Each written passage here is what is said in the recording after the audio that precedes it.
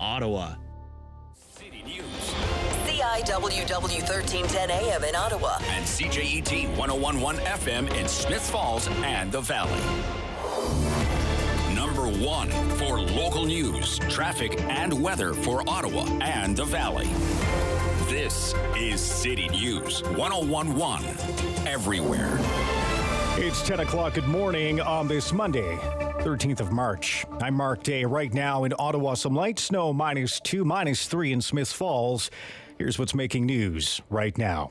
There's a possibility of flooding this spring, but experts say we're in a good place right now, even with more snow on the way. City News reporter Chris Curry's with more. There's possibly 10 centimeters of snow set to fall this week. We've had over 300 centimeters this winter. And the last two times that happened in 2017 and 2019, there was some big-time flooding. But Brian Stratton, who's the manager of engineering services at the Rideau Valley Conservation Authority, says this time might be different. We're seeing very stable temperatures. It's going to be a relatively cool March based on at least the next 2 weeks, where we're going to see above zero temperatures during the day, but cooler temperatures below zero at night. So that's really good for a slow melt. He explains that they look at the snow on the ground, the amount of rain, and the temperature when determining how quick the snow might melt. Chris Curry, City News. Now let's get a check of the forecasters. Our weather specialist, Denise Andriachi. We have some unsettled weather today at times for Ottawa and Smiths Falls. It's going to really depend on where you are. It's not high impact, and some areas aren't going to be seeing very much at all. But we've got that light snow, possibly a bit of mixing as well as those temperatures climb. The guaranteed high +2. And again, for tonight, we still have that unsettled weather lasting into Tuesday morning. Periods of snow tomorrow for Ottawa, highs near 2 degrees once again. Our overnight low tonight, 0. And right now, light snow and -2. It's been sending shockwaves in the banking sector. The collapse of 2 U.S. banks, including the biggest bank failure since 2008. The American president addressing the issue in a morning news conference as officials try to stop a run on banks. Our Kevin Meisner joins us with the latest. President Joe Biden is assuring customers of Silicon Valley Bank and Signature Bank their deposits are safe. They will have access to their money as early as today. He's trying to calm overall fears as well about the stability of American banks. The banking system is safe. Your deposits will be there when you need them. And he says taxpayers will not be on the hook for this. Deposits will be covered by bank insurance fees. And hinting at mismanagement, Biden is promising the bank CEOs in the affected banks will not be working again. The management of these banks will be fired. If the bank is taken over by FDIC, the people running the bank should not work there anymore. He also plans to reinstate tougher bank regulations rolled back by the former Trump administration. I'm going to ask Congress and the banking regulators to strengthen the rules for banks to make it less likely this kind of bank failure would happen again. Silicon Valley and Signature both imploded when clients nervous over the bond market panicked and started withdrawing all of their deposits. Silicon Valley alone saw $45 billion go out the door. The Toronto branch of Silicon Valley on Bay Street does not hold any commercial or individual deposits here in Canada. Kevin Meisner, City News. And Canadian filmmaker Sarah Polley's movie Women Talking has won an Oscar for Best Adapted Screenplay. It's the first career Oscar for Polley, who won at last night's Academy Awards and whose film also received a Best Picture nomination but lost to the drama Everything Everywhere All at Once. Polley thanking those involved in the making of the film. We have the most incredible cast and the most incredible crew, some of whom are here tonight. Please stand up if you're there or if you're in the nosebleeds. And everybody at home who worked on this film. Oh my God. I accept this on all of our behalf. Thank you. Thank you. I'm Mark Day for News Anytime. Follow up online at ottawa.citynews.ca. Connecting you and your community. This is the Sam Laprade Show on City News 1011 FM and 1310 AM. Well, good morning, Ottawa. Welcome to the Sam Laprade Show. Derek Fage here, host of Daytime Ottawa and Rogers TV, back in the saddle this week. Sam is off for the rest of this week, enjoying some sun. I think I mistakenly said she was off to Paris, but I follow her on social media. She certainly isn't in Paris because she's on a beautiful sunny beach in Turks and Caicos. So she's enjoying a little bit of sunshine. Hope you're recovering from losing that hour of sleep. I have not recovered as of yet. Let's see how the show goes for the next 3 hours after losing that hour of sleep.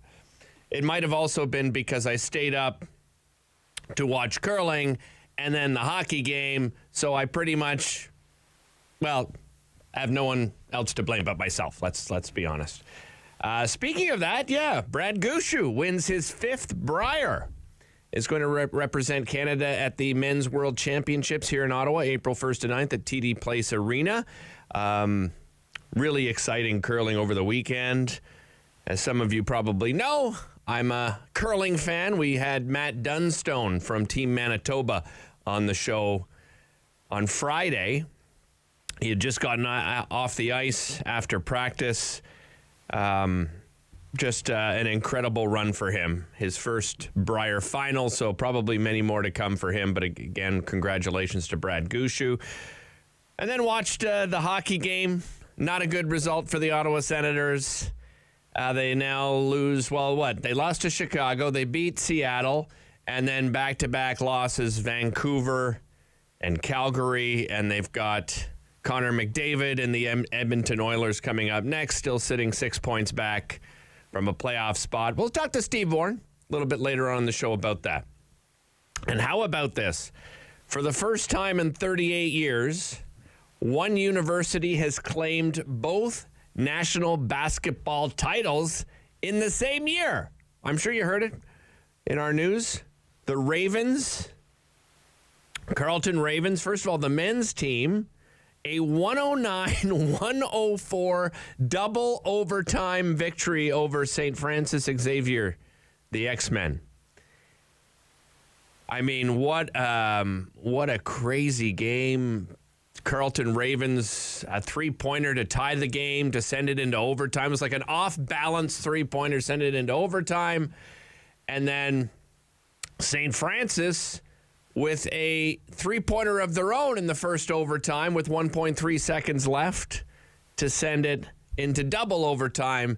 And the Carleton Ravens end up winning that. And then along with that, the women's team with a 71-59 victory by the women's squad over Queens in Sydney, Nova Scotia.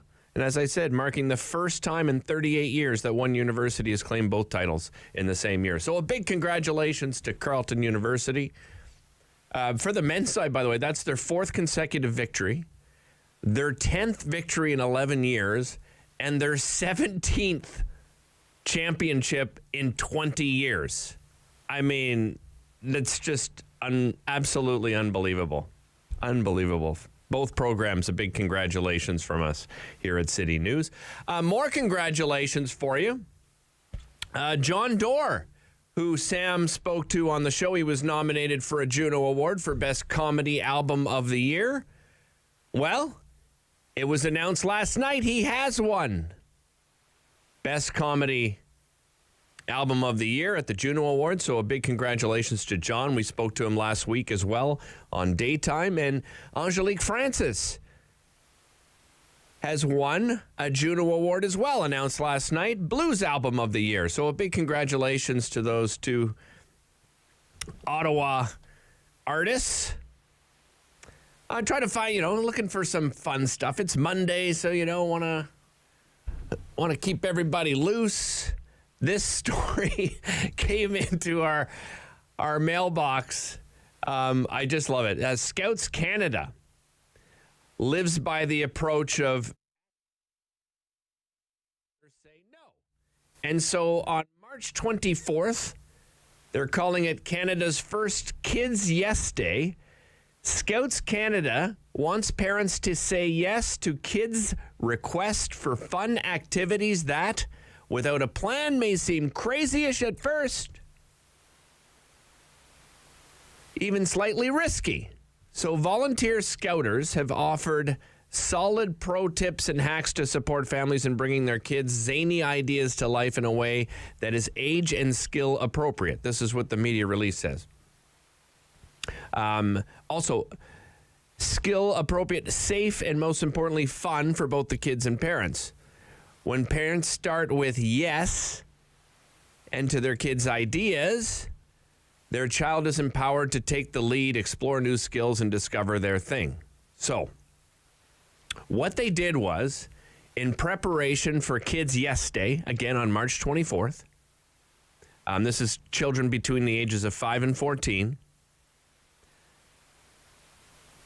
368 parent members are looking to determine what activities Canadian kids wish their parents would say yes to.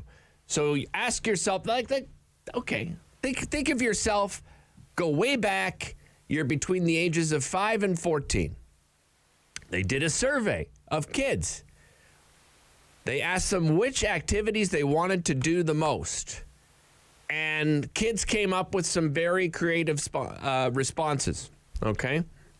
First of all, 55% of kids, when asked which activities they wanted to do most, 55% said they wanted to blow stuff up. This is what happened when you ask kids. 50% want to do extreme outdoor activities like winter camping, paddling to remote sites, or staying a night in the woods alone. 44% of kids wanted to light fireworks. 44% wanted to fly an airplane or a spaceship. 42% want to do wacky science experiments. Now that I can see. I remember doing that as a kid. My daughter did it as well, just mixing a bunch of stuff together to see what the heck, how it would turn out. 41% want to ride a dirt bike. 40% want to get close to a lion or other animal. Some even said they wanted to pet the lion. A lot of risky things here for kids. 36% would like to light a fire themselves. So this is the latest survey from Scouts Canada for their Canada's first Kids Yes Day on March the 24th. Some of the crazier ideas: follow a bear to its lair, juggle daggers, trap a wild animal, pat it, and bring it home.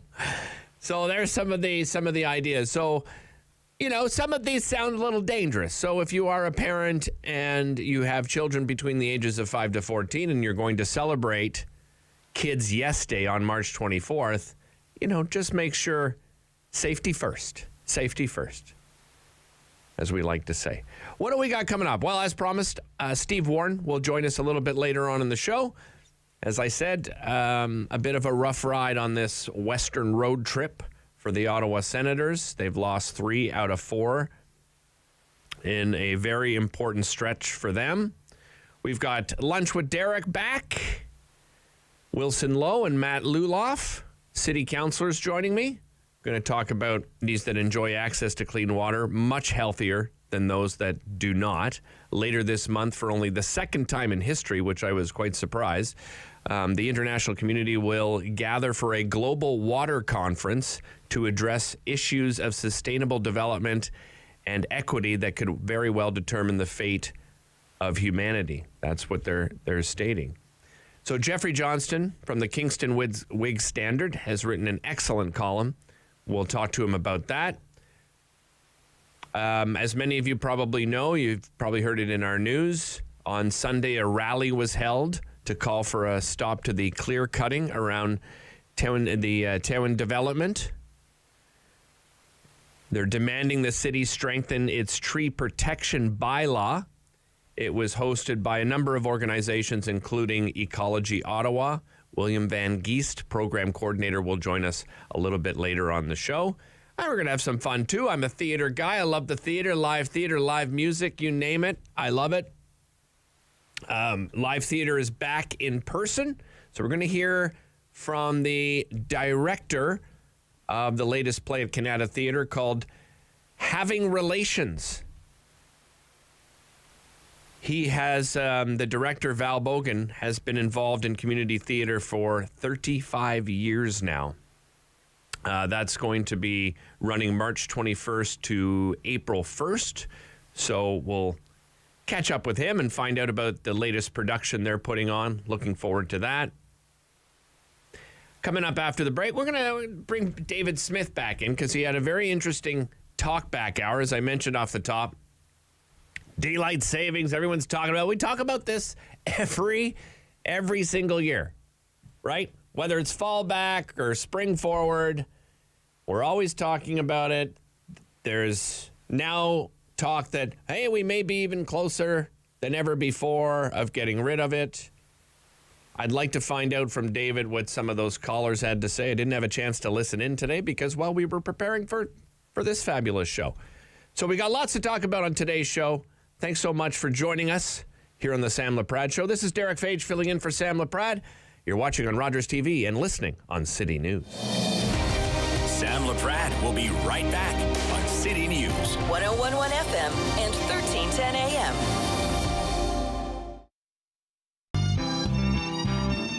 My name is Joel Tamas. This is Red Heaven, and we are going to be playing the Encore concert here in Ottawa. I got goosebumps just looking at the lighting and the sound, and it's very exciting to show up at a place like Shankman. Hi, I'm Justice. And I'm Nia. And we believe dreams fuel revolutions. That's why we're engaging with Canadian icons and the causes they support. Join us for these inspiring conversations and find out how you can be revolutionary. At St. John Ambulance, we're all about community. We teach life-saving skills and provide community support through our volunteer services. All St. John Ambulance product sales and training registrations support these important services. Volunteer, donate, or enroll in a program today so we can continue to have an impact on our community. Visit sja.ca to learn more. At St. John Ambulance, we do more than save lives, we change lives. Welcome to the traditional, ancestral, unceded territory of the Stalo people. The Stalo are people of the river. I'm so thankful for the courage and resiliency of our ancestors who lived on this land since time immemorial. Each of us have gifts from the Creator, and our Creator has a plan and purpose to be fulfilled in our territory. As we embrace our traditional teachings, we can lead the next generation into the fullness of what our Creator designed. Our shared history reveals a broken relationship. But as all Canadians commit to hear truth, acknowledge injustice, we can learn to walk in our traditional way, Letsamot, with a good heart and a good mind. Then all of our lives will be enriched. Kwasai.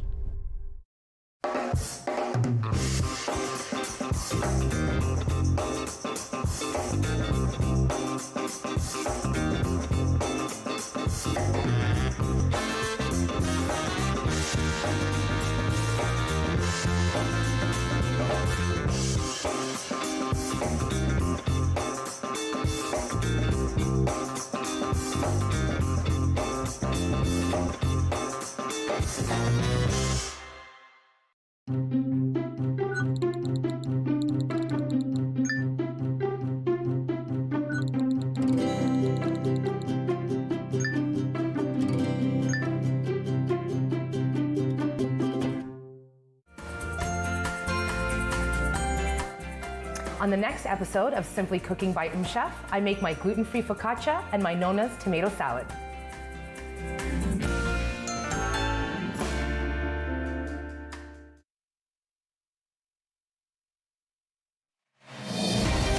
The Sam Laprade Show continues on City News. 101.1 FM and 1310 AM. Welcome back to the Sam Laprade Show. Derek Fage here, filling in for Sam. Sam is off this week, enjoying some much-deserved time off with family. They're vacationing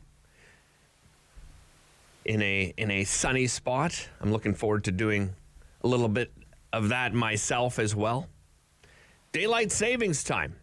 David was talking about it during the talkback hour. Listen, they say the science is clear that daylight time and its associated clock changes are causing serious harm to Canadians' health, This is what sleep researchers are saying. Numerous studies have highlighted a spike in heart attacks, strokes, and traffic crashes that occur the day after clocks move forward, as well as longer-term mental and physical health risks. This was a topic for David today on the Talkback Hour, so I wanted to bring him in because I didn't have a chance to listen in, David, because, well, we were preparing for the show. What were listeners saying? What was your question, first of all? What were you asking? Well, first of all, you should always be listening to the Talkback Well, Hour. yes, I understand. But I mean, I have to prepare for a 3-hour show. I understand. Not everybody can listen all the time. So I'm happy to be here to give you a quick recap. I was actually floored by the response I got today. I thought everybody would be totally in favor of making daylight saving, not standard time, daylight saving time permanent. Right. So that we get an extra hour in the evening all year long.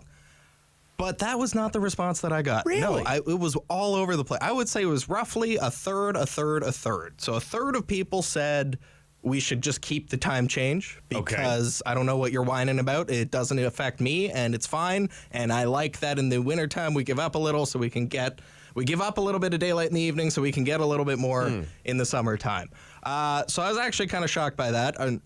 Based on my own, echo chamber on social media, I thought everybody would be totally in favor of doing away with the time change. Apparently, I was wrong. So that was fascinating. They have a point. That's why I love doing this show. Yeah. I mean, don't you think they have a bit? I understand where they're coming from. I guess so. I certainly like the extra. My whole take basically is that if you're going... It's not so much the extra hour on either end, it's the change. I think it's the change that is disruptive for people. So does it affect you? Absolutely. Really? I feel terrible right now. I am totally cranky, totally like I woke up. I usually wake up around 3 o'clock in the morning to do the morning shift. It's awful. And this morning I woke up at like 2 a.m. I was like, why am I up at 2 a.m.?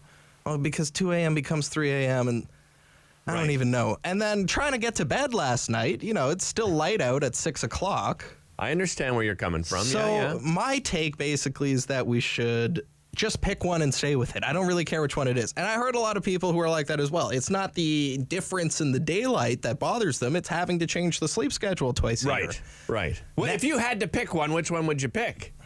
I would probably say, so I said on air, and I'll be consistent, because, and here's another key factor. Okay.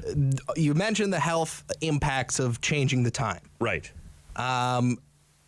Most people are in favor of making daylight saving time, which is what we're doing now, permanent, because you get the extra hour at the end of the day. Right. And that is what this bill in the United States by Senator Marco Rubio is trying to achieve. Yeah. Conversely, and, controversially, all of the health impacts are not actually driven by the changing of the time. It's driven by not having that extra hour of sunlight in the morning. That's what the majority... Really? There is a broad consensus that the health impacts we talk about, the increased risks of heart attack, the impact on sleep patterns, the increased anxiety... Traffic accidents. It's all because human beings are designed to be woken up by the sun. So if we're all waking up well before the sun is up... It's some of the literature I was reading earlier this morning, some of the medical studies use the term activate, which I find pretty funny as well. The human brain is activated, literally activated by the sun, and we don't really know why that is. I don't know. You get up at 3 in the morning. Are you not activated by that time? I mean, you got to prepare. You're producing Wake Up with Rob Snow. You're preparing for the Talkback Hour. Are you a morning person, I'm asking? Probably not, Dave? I've managed to go my whole career without revealing this. No, I've never been a morning person. No, I've always been, I work best from like midnight or from like noon until 6 p.m. kind of thing. That's when I do a lot of my research and a lot of my writing. And then I just get up to go through the motions of getting myself in here to get the radio show on the air. It's not easy getting up. I did that for 4 years. It's scientists don't really know why we need an extra hour in the morning, but all of the health benefits associated with doing away with the time change are to make standard time permanent. But that's not what the politicians are pushing for. And there's a reason for that. And the reason for that is corporate lobbying. Doesn't it always come down to something like that? One of the biggest proponents of making just having the time change in the first place, or B, if you're going to change it, make sure it's daylight savings that becomes permanent, is the U.S. Chamber of Commerce. Because they have studies, and I cited one on air earlier, it's done by J.P. Morgan Institute, retail stores see 3.5% more traffic during daylight savings time. 3.5? Is it because you have an extra hour of, if it's light out until 6 p.m., maybe you'll stop on the way home from work. But when it's dark out at 4:30 p.m., I don't want to stop on the way home. It's from true. work. Actually, it does make sense.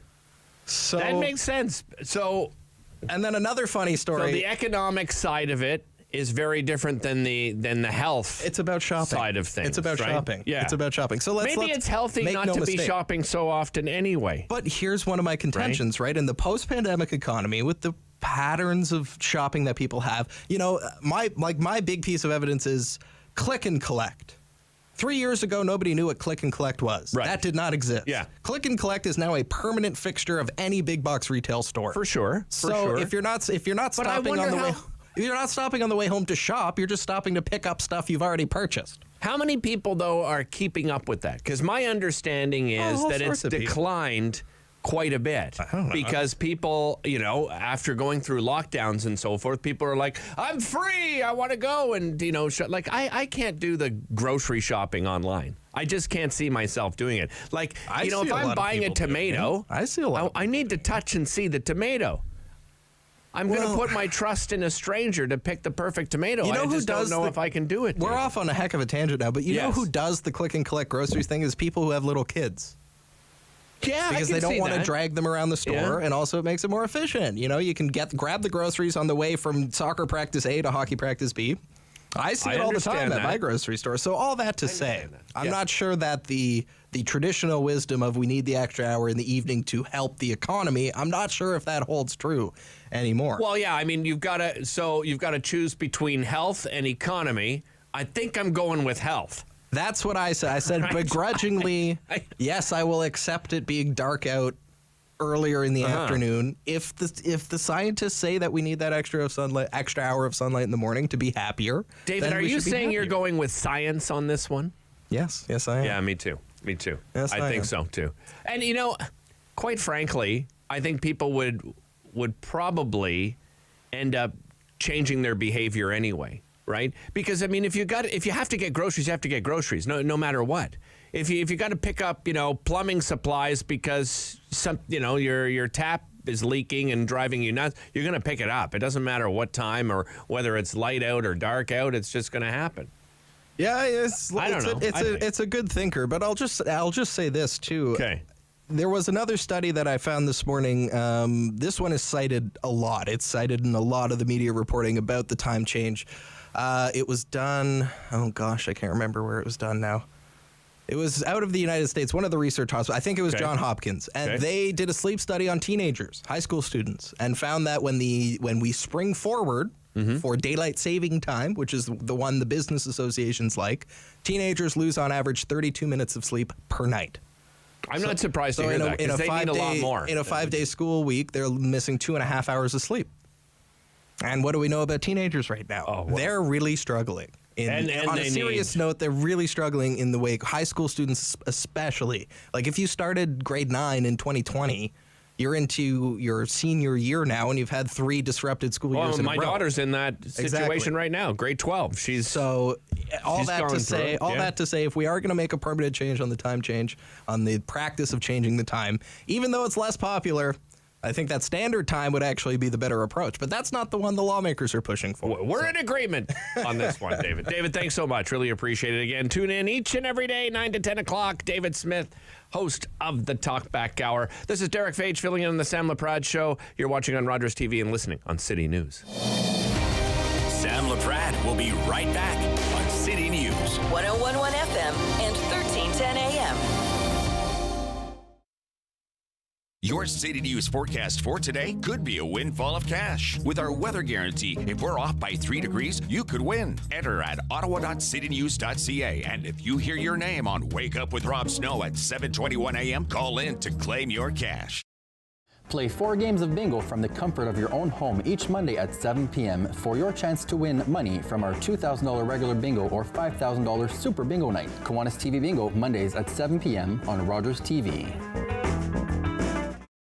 The regulars, the guys who keep this place in business.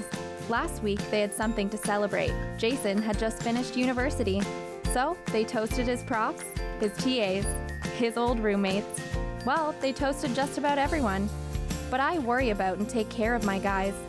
So even when I know they're not driving, sometimes that means bringing them a little surprise. And then they had a drink to me. Brought to you by Smart Serve Ontario and Arrive Alive, Drive Sober. At Celebrate Ottawa, we love showing you something a little different. We showcase remarkable people highlighting the city's diversity in arts, culture, sports, and nature. We will show you features that prove Ottawa is a vibrant and exciting city. We'll entertain you and we'll even teach you new things. Join me, your host, Lila Ryan, as we explore and celebrate Ottawa.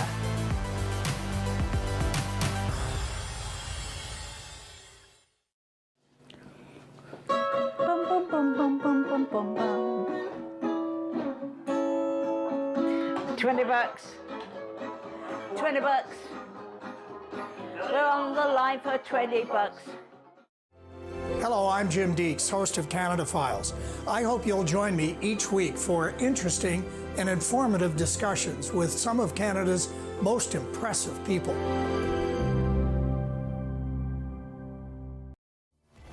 Number 1 for local news, traffic, and weather for Ottawa and the Valley. This is City News 101.1 everywhere.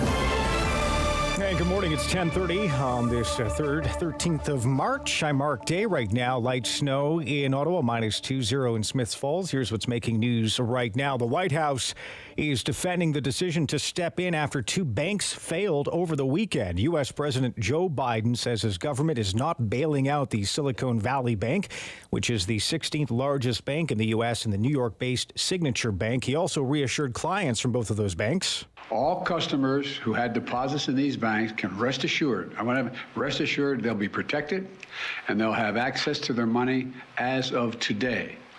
That includes small businesses across the country that bank there and need to make payroll, pay their bills, and stay open for business. Stock markets in Bay and Wall Street are in the red in early trading as investors react to the second and third largest bank failures in American history. They're scrambling to find somewhere safe to park their money. The ratio of household debt to disposable income improved in the fourth quarter. Statistics Canada reports gains in disposable income offset an uptick in credit market debt. The federal agency's latest reading shows there was $1.81 in credit market debt for every dollar of household disposable income late last year. And the deadline to declare vacant property in the capital is on Thursday. The city requires residents to declare whether properties they own are occupied. Now, if a resident fails to fill out the online form for their property, it's deemed vacant, and additional property tax will be levied. All properties, whether the building is primary residence or a rental, have to be declared. It is vacant for more than half a year. It will be taxed at an additional 1%. All the details on how to file that declaration, just head to the City of Ottawa website. I'm Mark Day for News Anytime. Follow up online at ottawa.citynews.ca. The Sam Laprade Show continues on City News 101.1 FM and 1310 AM. Welcome back to the Sam Laprade Show. Derek Fage here from Rogers TV, filling in for Sam. Sam is off this week. A damning report prepared by Rich Donovan, who was appointed, by the way, by the Ford government last year, says that Premier Ford and his cabinet have failed 2.9 million Ontarians with disabilities. This report goes on to say that, it's been 17 years since the AODA has come into force. People with disabilities still consistently facing barriers in their everyday experiences, from navigating city streets to applying for jobs to accessing public transit and government services. I mean, the list just goes on and on in this report. Here to tell us about his insights and his thoughts on this latest report, David Lepofsky, lawyer, disability advocate, and chair for the Accessibility for Ontarians with Disabilities Act Alliance, joins us on the show. Good morning, David. Good morning. Thank you so much for doing this, David.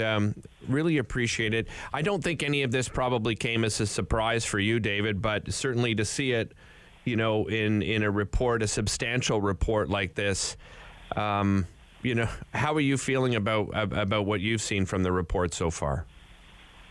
angered but totally determined.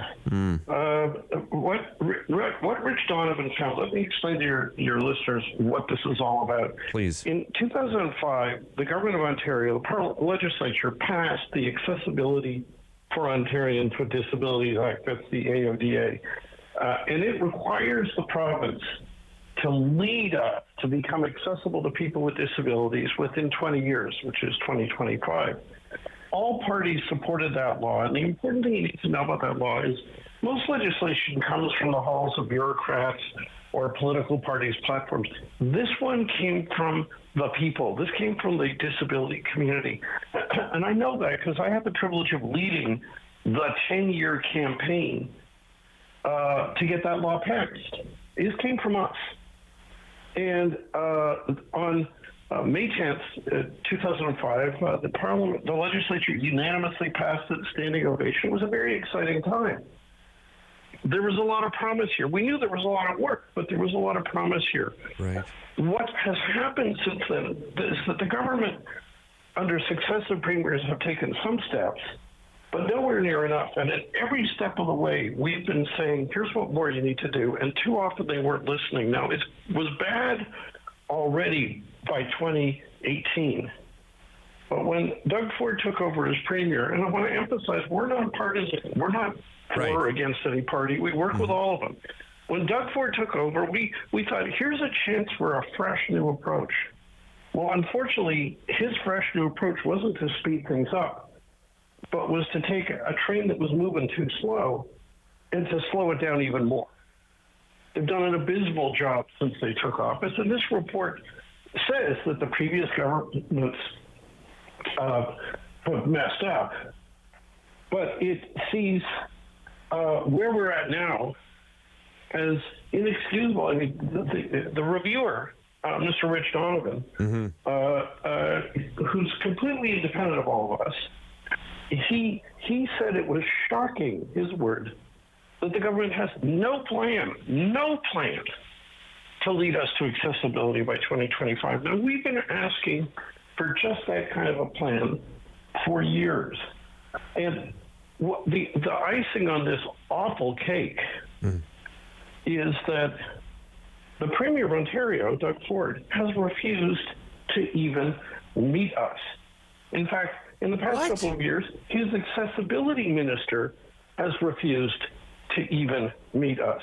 Now, you're talking to someone on this show who has had several meetings, meetings since this law was passed with successive premiers, Bob McGuinty and Kathleen Wynne, and with successive ministers responsible for this. And we've had extensive interaction with the Premier's office over the years and with the Office of the Minister. It's not just meeting the minister himself or herself, but regular interaction with their staff. And it's not because we always disagree. Believe me, when they did things well, we complimented them. But when they did things poorly, we were on the phone saying, hey, here's how to fix it. And sometimes they listened and sometimes they didn't. We can't even get a response from the staff of the Minister for Accessibility. I don't understand. They don't even answer our emails. I haven't talked to them in literally years. And no one at the Premier's office is talking to us. I think what's frustrating too, David. I don't even know who in the Premier's office has this file. Right. You can't find out.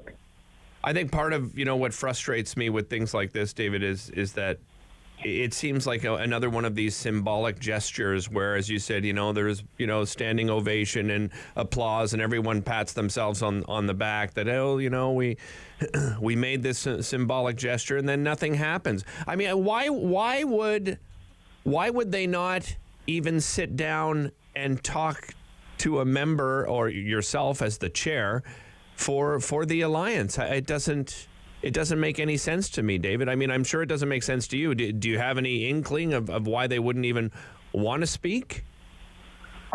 You know what? It doesn't make any sense to me because we keep offering constructive suggestions. We are clearly nonpartisan. When the Tories were in opposition, they sure talked to us. They followed our suggestions on a number of occasions. They raised our issues in the legislature. By the way, I'm going to I can respectfully take a different view for one thing you said. I don't think when this law was passed that it was just symbolic. I worked with all three political parties. There was a real keen sense that this was a transformative moment.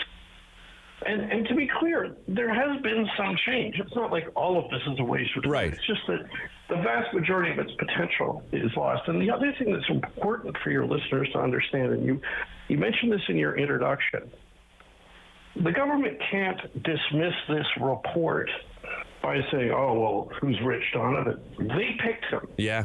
They picked the reviewer. In other words, under this legislation, every 3 years or so, one of the things that we got built into the legislation is that every few years, the government of the day has to appoint an independent person to review the performance of the legislation. They could have picked anyone they wanted, and they did, but they can't dismiss it on the basis that somehow they don't respect the guy. This is the person they picked. The other thing that I need to tell you is, your listeners heard a lot of coverage a couple of months ago about the death of my old friend David Onley. Yes. Who had been our lieutenant governor. Well, he did the last independent review of this legislation. He released it over 4 years, submitted to the government over 4 years ago in January 2019. It said much of what Rich Donovan said, only Rich Donovan said it even blunter, and it's hard to be blunter than David Onley was. Right. David Onley did not pull his punches, so we had to, with all of the focus on the untimely death of David Onley and his important contributions to accessibility, the crowning achievement of his life's work in this area was his report to the government 4 years ago, which the Ford government has not implemented. And so here we are 4 years later, and Rich Donovan says it's shocking to him that the government has no plan. Well, David Onley was called for that plan 4 years ago, and we have been on Twitter counting up the days since he rendered his report, and there's still no plan. So, David, what solutions have you offered that they haven't done anything on? Like, I mean, as you said, you haven't just criticized the government, you've offered solutions. What are some of those solutions that they haven't done anything about as of yet? Well, here's a perfect one. Okay. In our schools, we have 2 million students. In our publicly funded schools around Ontario, of them, fully 1/3 of a million, 1 out of every 6 students at least, has a disability. They face barriers in our education system. That's despite the fact that our teachers and principals want to try to teach everybody, but the system handcuffs them because it's not designed to effectively teach all kids, all kinds of learners. So what do you do about it? Well, we started in 2009 campaigning for a regulation to be passed under the Disabilities Act to tear down those barriers in the education system. In opposition, the Tories were supporting us. They were raising it in the legislature. Kathleen Wynne, why aren't you doing more? And so on. Well, finally, we got the previous government to agree. We'll make one of those regulations. Appointed an advisory committee. I served on it to identify what should be in the regulation. Well, this government got the final report over a year ago January, detailing what's wrong with the education system, what needs to be fixed, and how to fix it. And it wasn't just a report from disability advocates, though we were there. Equal membership on the committee came from the education sector, teachers, principals, trustees, so on. Right.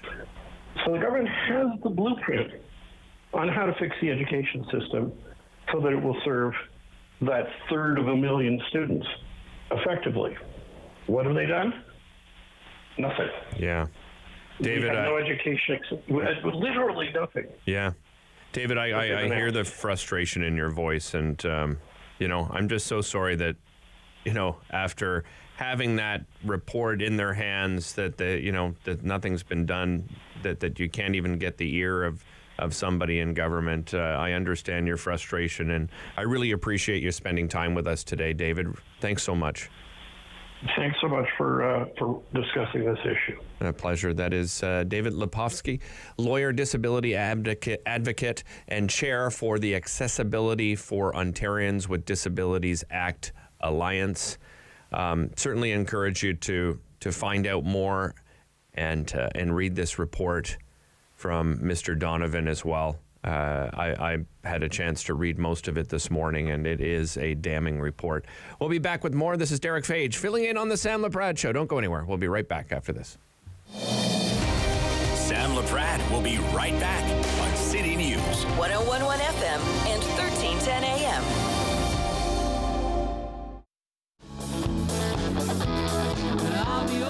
Hey, I'm Ash Ravens. I'm a singer-songwriter in Ottawa, Canada. I'm performing this week on Encore Ottawa 3, so please be sure to tune in and hope you enjoy it. Every year, dozens of Canadians are killed or seriously injured because they take risks around railway tracks. Talk to your loved ones about rail safety. Visit stoptracktragedies.ca. Your mouth can do a lot of amazing things.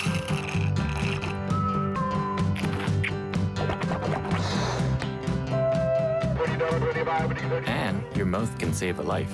Hi, I'm Tom Wong. I'm just one of close to 1,000 Canadians in search of a stem cell match. We need your help. A simple swab is all you need to register on the National Stem Cell Database. You could be the one to save a life. Find the hero in you. On Monday's Daytime Ottawa, we'll be joined by the Rideau Carlton Casino because they have launched their new table games. We'll give you an update on that. We'll also tell you about emotional eating. We'll tell you some of the causes and, of course, better yet, some of the solutions out there. We'll introduce you to a fantastic local author and talk about his brand new book of poetry available in both French and English. All that and more on Monday's Daytime Ottawa.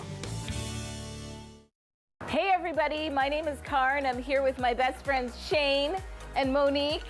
Join us on Rogers TV for Fitness Faction. Every week we're going to take you through a full body workout. We've got strength training, we've got cardio, we've got HIIT. Ladies, let's get back into it. I think we've got 10 more skaters. Let's go.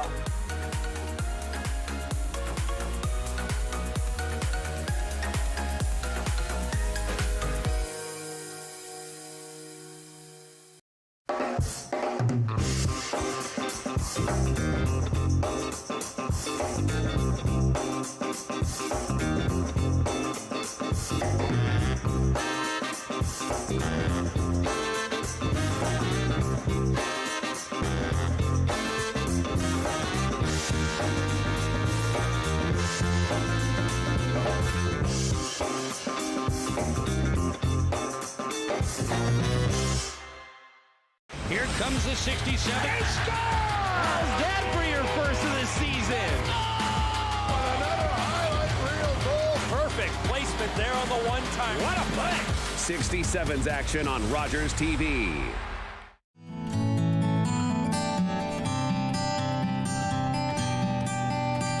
It's a new season of The New Fly Fisher on Rogers TV.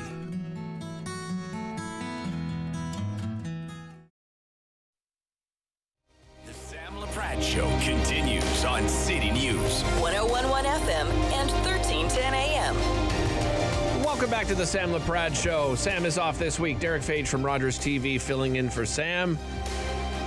I am a huge fan, as I mentioned off the top, a huge fan of live theater. It is so great to have live theater back in person. We have so many wonderful community theater groups and, of course, professional theater groups. The volunteers and the quality of productions in this city when it comes to community theater is absolutely incredible. And really excited to talk to our next guest because his latest production is called Having Relations, which is going to be running in the evenings at 7:30 p.m. between March 21st and April 1st. He's been involved in community theater for 35 years now. Pleased to welcome director Val Bogan. Val, welcome to the show. Hi, Derek. How are you? I'm doing great, Val. Thanks so much for doing this. Really appreciate it. Happy to be there.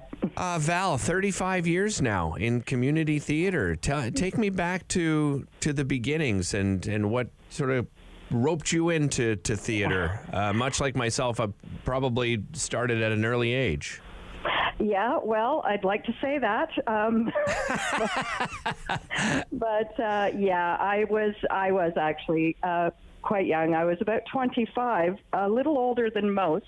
Right. But I had my proverbial walk in the snow, and I was looking for something in my life. Walked into the Ottawa Little Theatre, signed up for some drama classes, and never left. So. Since I've been with or doing theater, I've fulfilled many roles, from directing all the way to prompting. I mean, it's been a wild ride and lots of fun. Yeah, tell me about the role as director, because, you know, we often talk to a lot of cast members and actors that, you know, are on stage or, you know, even perhaps in front of the camera. Just that role of director and what part you play in a production, Val. Well, of course, the director has the creative overview of the entire show. It's the director's vision that gets put on stage.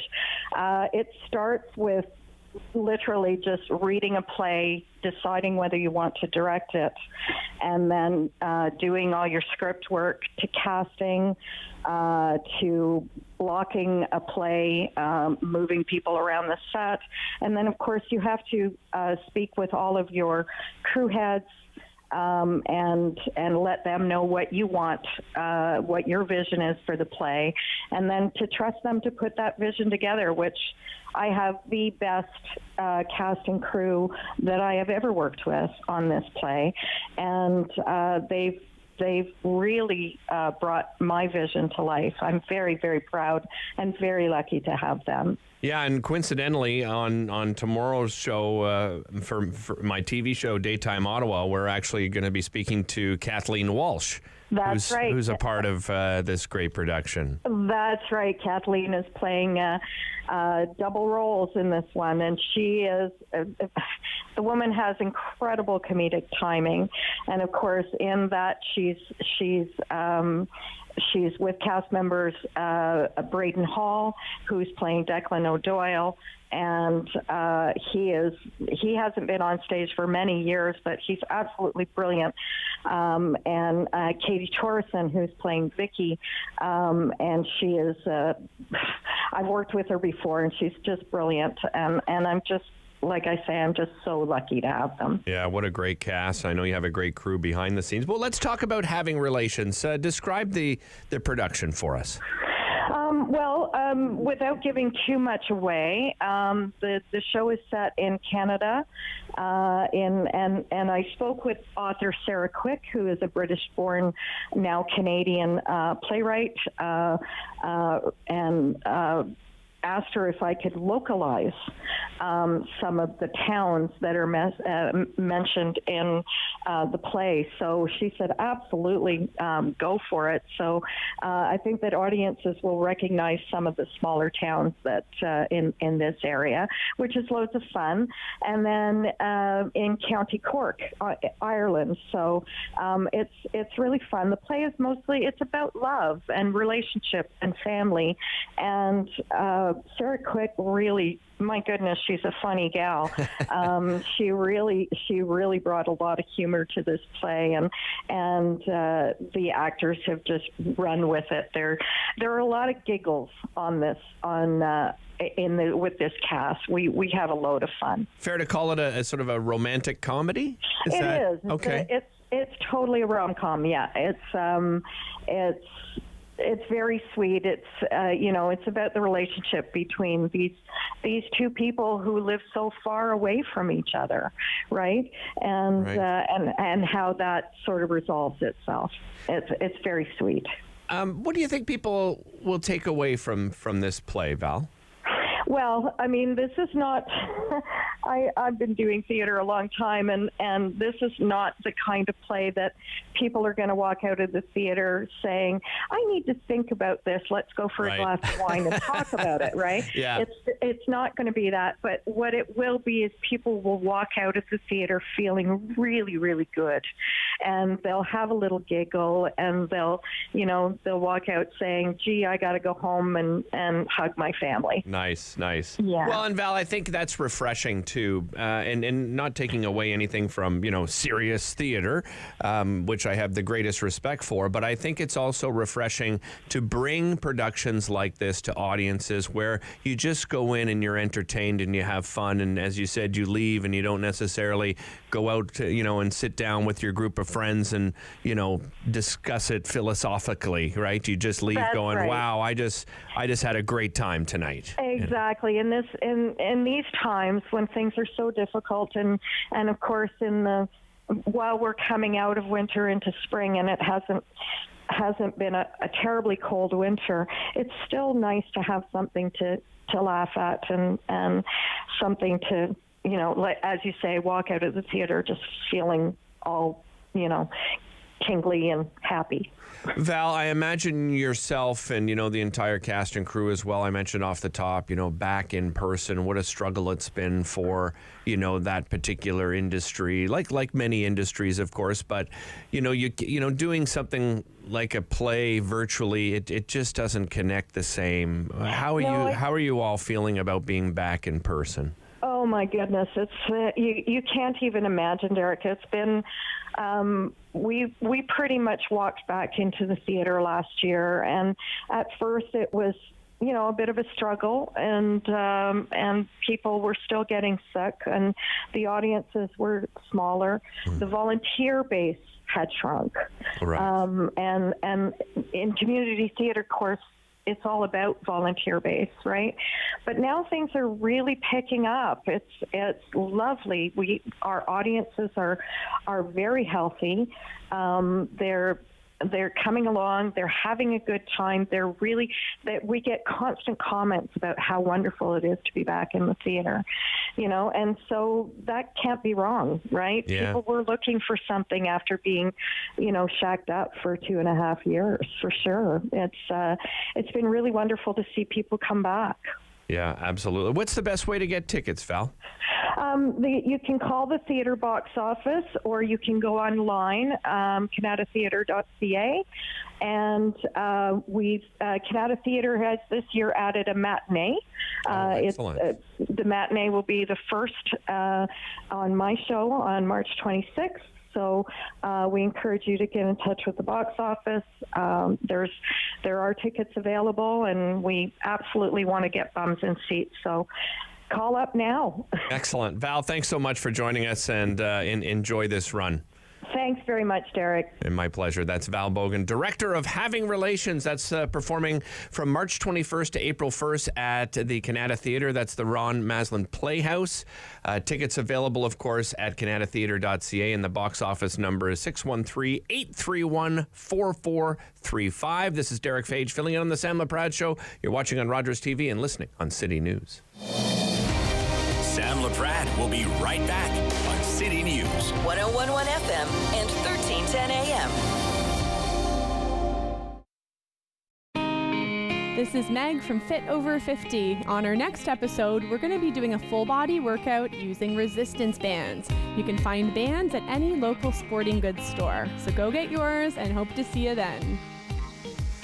Hi, I'm Justice. And I'm Nia. And we believe dreams fuel revolutions. That's why we're engaging with Canadian icons and the causes they support. Join us for these inspiring conversations and find out how you can be revolutionary. When an impaired driver killed my brother DJ, my life changed forever. During the pandemic, all of our lives changed, and many of us turned to alcohol and drugs to cope. As life returns to normal, the increase in substance use from COVID has lingered, and some police services report an increase in impaired driving that caused heartbreak and devastation. Now, more than ever, we need your commitment to never drive impaired, and to encourage all of your family and friends to do the same. Together, we can save lives. Hi, I'm Meg from AIM Fitness, and I'm here with my buddy Fit Finley. Join us every week for Fit Over 50. We'll take you through some low-impact and high-intensity workouts designed to improve your strength and your balance. All you'll need is a resistance band, some light hand weights, and also your water bottle and a sturdy chair. Tune in right here on Rogers TV and let us be part of your weekly routine. October 5th, 2014, my daughter was hit by a train. She was walking along the sides of the tracks, and it shattered her world.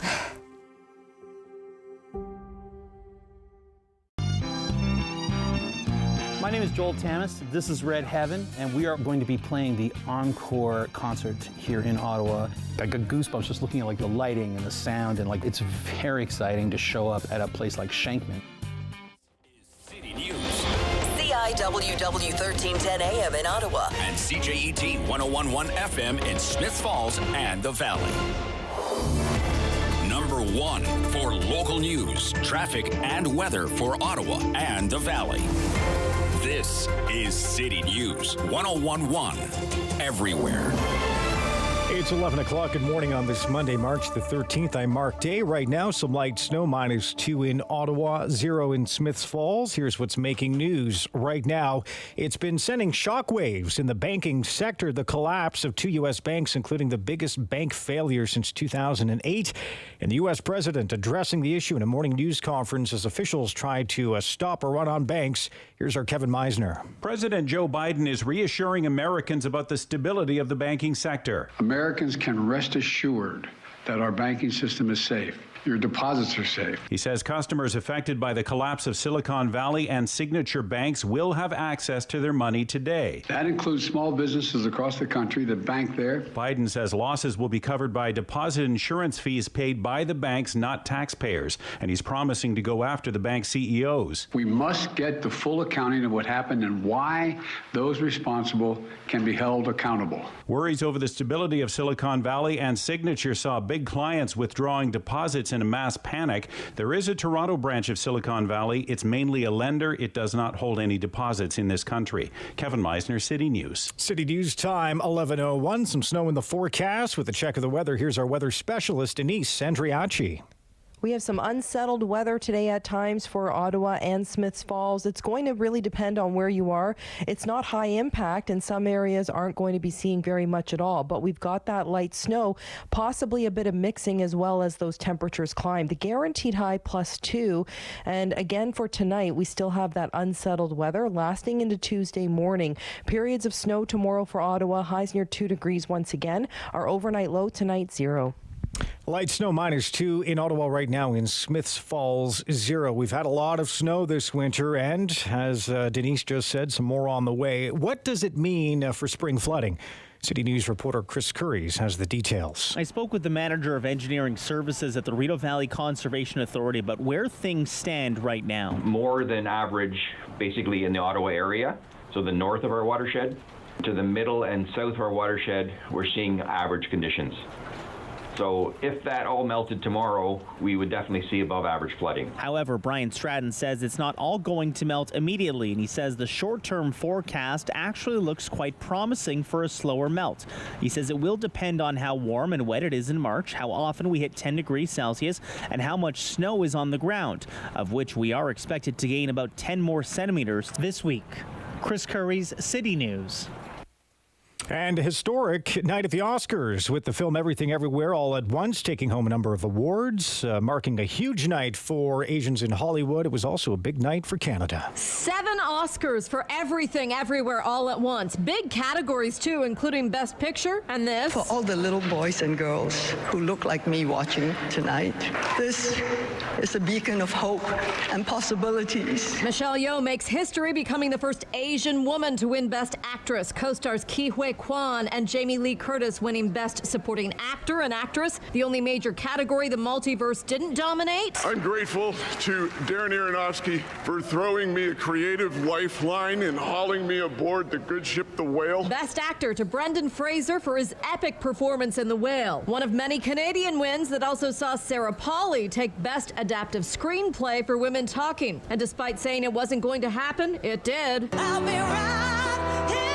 Lady Gaga with a surprise performance of her song from Top Gun Maverick. Jamie Pulfer, City News. I'm Mark Day for News Anytime. Follow up online at ottawa.citynews.ca. The Sam Laprade Show continues on City News. 1011 FM and 1310 AM. Welcome back to the Sam Laprade Show. Sam off this week. Derek Fage, host of Daytime Ottawa on Rogers TV, filling in for Sam. I know this is always confusing for people. It's like the Juno Awards are tonight, and there's, kicking out 8 o'clock. And actually, there's some great talent, not only being celebrated, but performing as well. There's going to be like this collective performance showcasing the talents of Chuck Clare, DJ Mel Boogie, Dream Warriors, Maestro Fresh Wes. My goodness, where has he been? Amongst others, live performances. Alex is on fire. It goes on and on. Tate McRae, Tennille Towns. And some awards were announced yesterday. So therein lies a lot of the confusion. Here to clear up some of that confusion and talk about some of the awards that were announced yesterday, we are joined by Eric Alper, music commentator and publicist. Good morning, Eric. How are you this morning? I'm good. I'm a lot warmer than it was in Edmonton. Yeah, I can imagine. So why do they do this, Eric? There's been some announcements already. Two Ottawa-born artists have won in their categories, but first of all, why do they make these announcements ahead of time before the big night? For sure. The reason why they do it is if they didn't, then the broadcast would be about 7 days long. Right. There's about 49 of the 54 awards are given out a couple of nights before. Usually it's the night before the broadcast, but it's mostly an industry event. The Grammys do this as well a little bit, where they give out awards not part of the televised portion of the broadcast. But basically, the main reason why they do it is just simply because there are way too many to give away, and they want to ensure at least, I can imagine that the broadcast portion of it is really it's a keen sense and a door opener to what is happening in the music industry and what fans are listening to. Not only are they giving out a Canadian Music Hall of Fame induction into Nickelback, but the awards handed out tonight are Fan Choice, Album of the Year, Rap Album or EP, Breakthrough Artist, and Contemporary R&B Recording.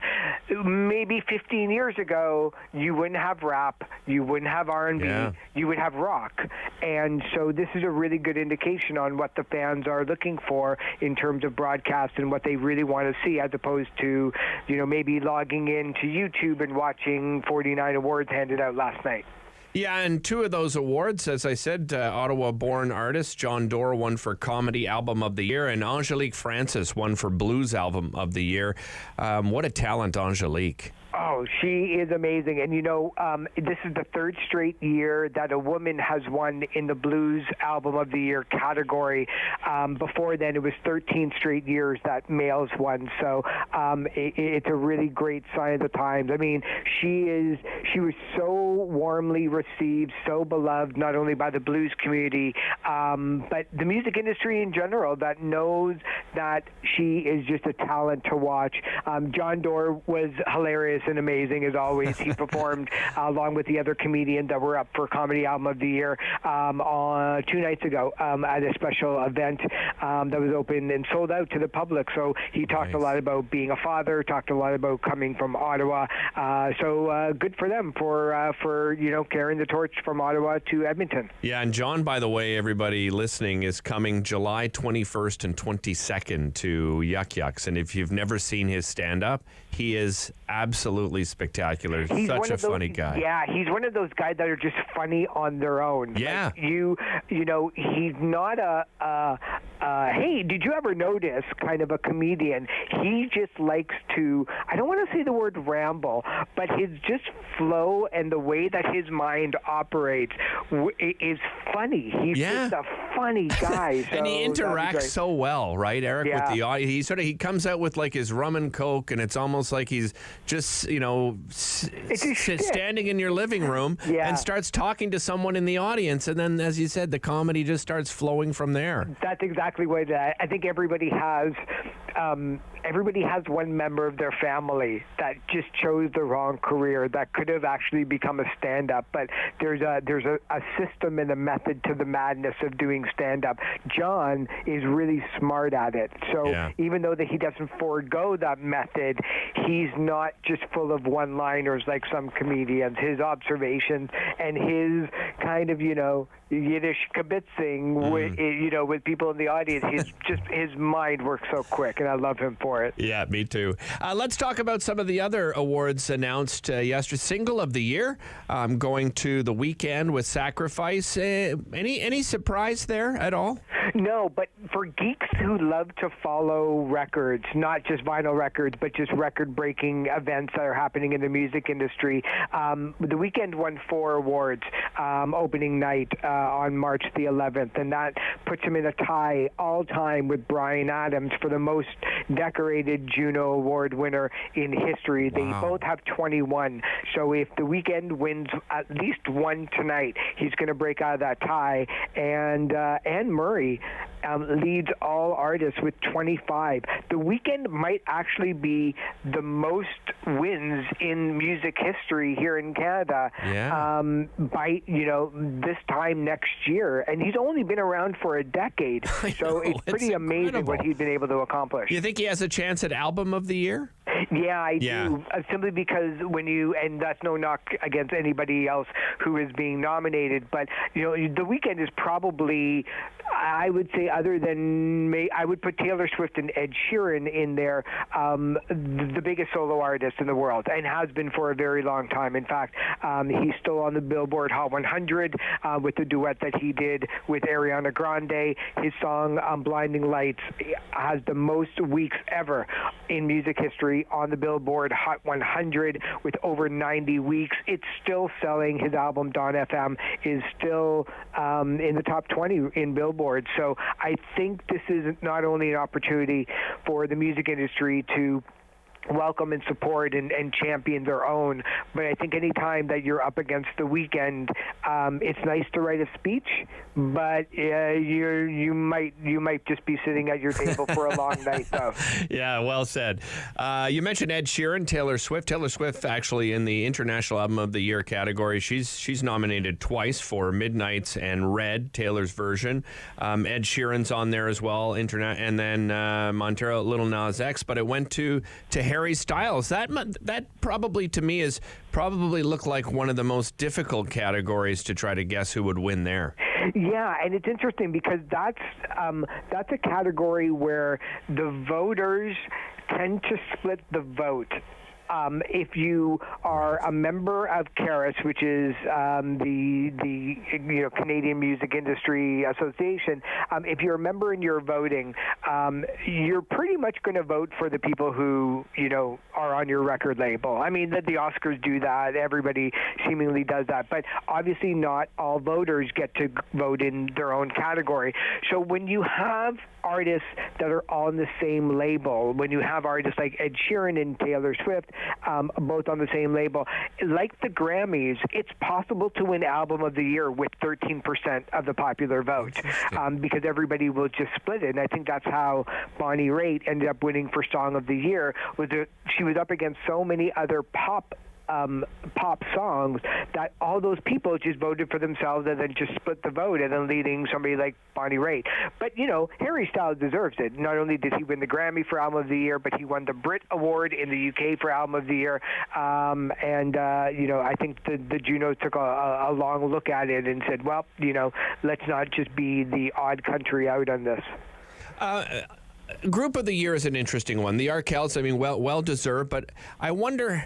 That's a really tough category. Like how they even break it down to putting 5 groups into Group of the Year is beyond me. Is that, do you think, one of the more difficult categories, Eric? Yeah, for sure, because there's no, you'd like to think that that the voters are only voting based on the actual album or the new album. But, when it comes to group, when it comes to artist, when it comes to the fan choice, these people are human, just like everybody else. And for the Arkells to win, the recipe for them is that they're really good people. They're kind people. They will always step forward when asked about doing a charitable event. Not only do they perform really great music on record, they're one of the greatest and most exciting live artists that are out there on the road. They look great in videos. So, it's kind of like a little bit of a recipe where you take a little bit of pinch from this and you take a little bit of that, and then you end up with Group of the Year. And I think overall, they were certainly my choice for it. They're one of the hardest working bands in Canada, and well-deserved. Looking at this evening's production and, big celebration, tell me, what are you looking at tonight? Outside of the performances, but when it comes to awards, do you see, will there be any kind of surprise? What are you keeping your eye on? Yeah, it's not so much on surprises, okay. But I think the biggest performances, other than Nickelback getting inducted into the Canadian Music Hall of Fame, is going to be the 50th anniversary of hip-hop. Right. Cardinal Offishall, Maestro Fresh West, Gemini, Shock Claire, Dream Warriors, Mishi Me. They're all going to be performing a really great medley of their hits to kind of celebrate a style of music that very few people outside of a couple of neighborhoods in Brooklyn, New York, would have ever thought that rap and hip-hop would have lasted longer than a year or two. The fact that it's certainly one of the most popular genres of music, and certainly one of the reasons why in tonight's broadcast, why they're actually broadcasting the contemporary R&B album and the rap album of the year is simply, it's not pandering to it whatsoever. It's just the fact that this is the most popular style of music. Yeah, couldn't agree more. You're going to be back with us on Thursday?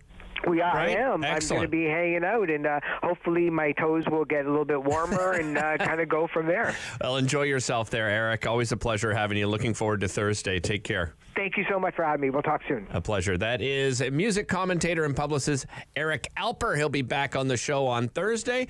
Not sure what we're going to discuss, but it'll be music. That's for sure. Always a pleasure. And just a reminder, give him a follow on Twitter. He is so good on Twitter. His social media is so spot on. He asks questions all the time. He engages with people so well on Twitter. You can find him at that Eric Alper. At that Eric Alper. We'll be back with more. This is Derek Fage from Rogers TV, filling in for Sam Laprade, and you're watching on Rogers TV and listening on City News. Sam Laprade will be right back on City News. 101.1 FM and 1310 AM. Hi, I'm Justice. And I'm Nia. And we believe dreams fuel revolutions. That's why we're engaging with Canadian icons and the causes they support. Join us for these inspiring conversations and find out how you can be revolutionary.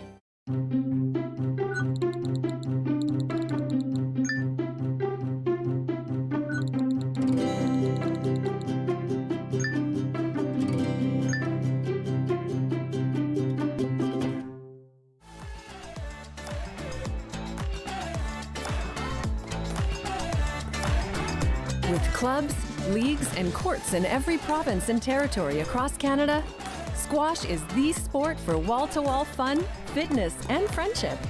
From coast to coast to coast. Learn to play, and you'll want to do it every day. Squash. Play inside the box.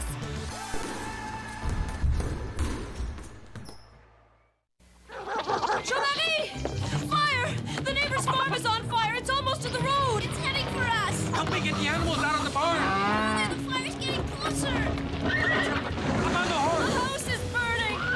Get out to the river! Get up! We can't leave everything! Careful! Don't fall! Come on! We have to hurry!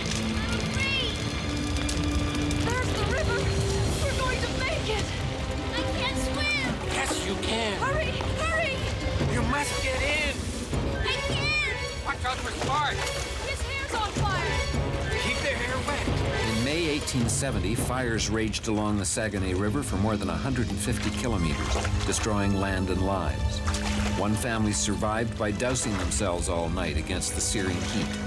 One family, among the thousands whose resourcefulness and courage shaped the character of this land.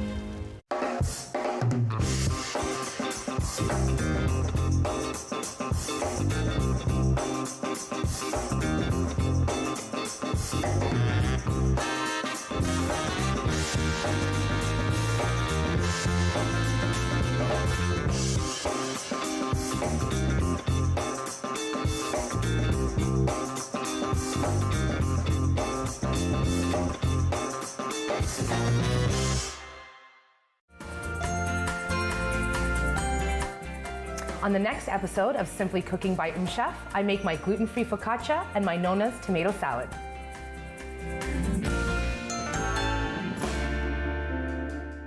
Your City News forecast for today could be a windfall of cash. With our weather guarantee, if we're off by 3 degrees, you could win. Enter at ottawa.citynews.ca. And if you hear your name on Wake Up with Rob Snow at 7:21 a.m., call in to claim your cash. The Sam Laprade Show continues on City News. 101.1 FM and 1310 AM. Welcome back to the Sam Laprade Show. Derek Fage here filling in for Sam. Sam is off this week. She'll be back next Monday.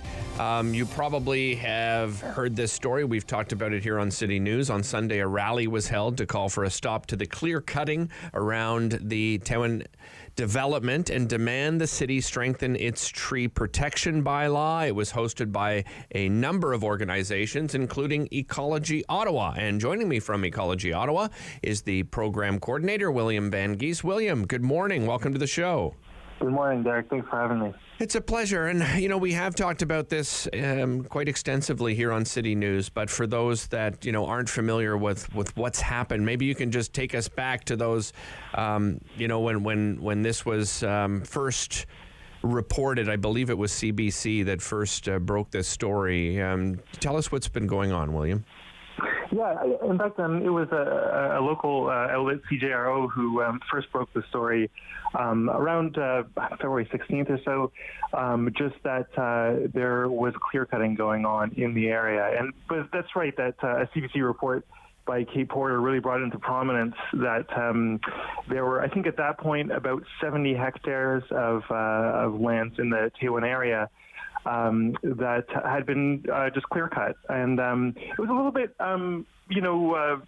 strange, the circumstances. The residents reported the cutting was done, under cover of night.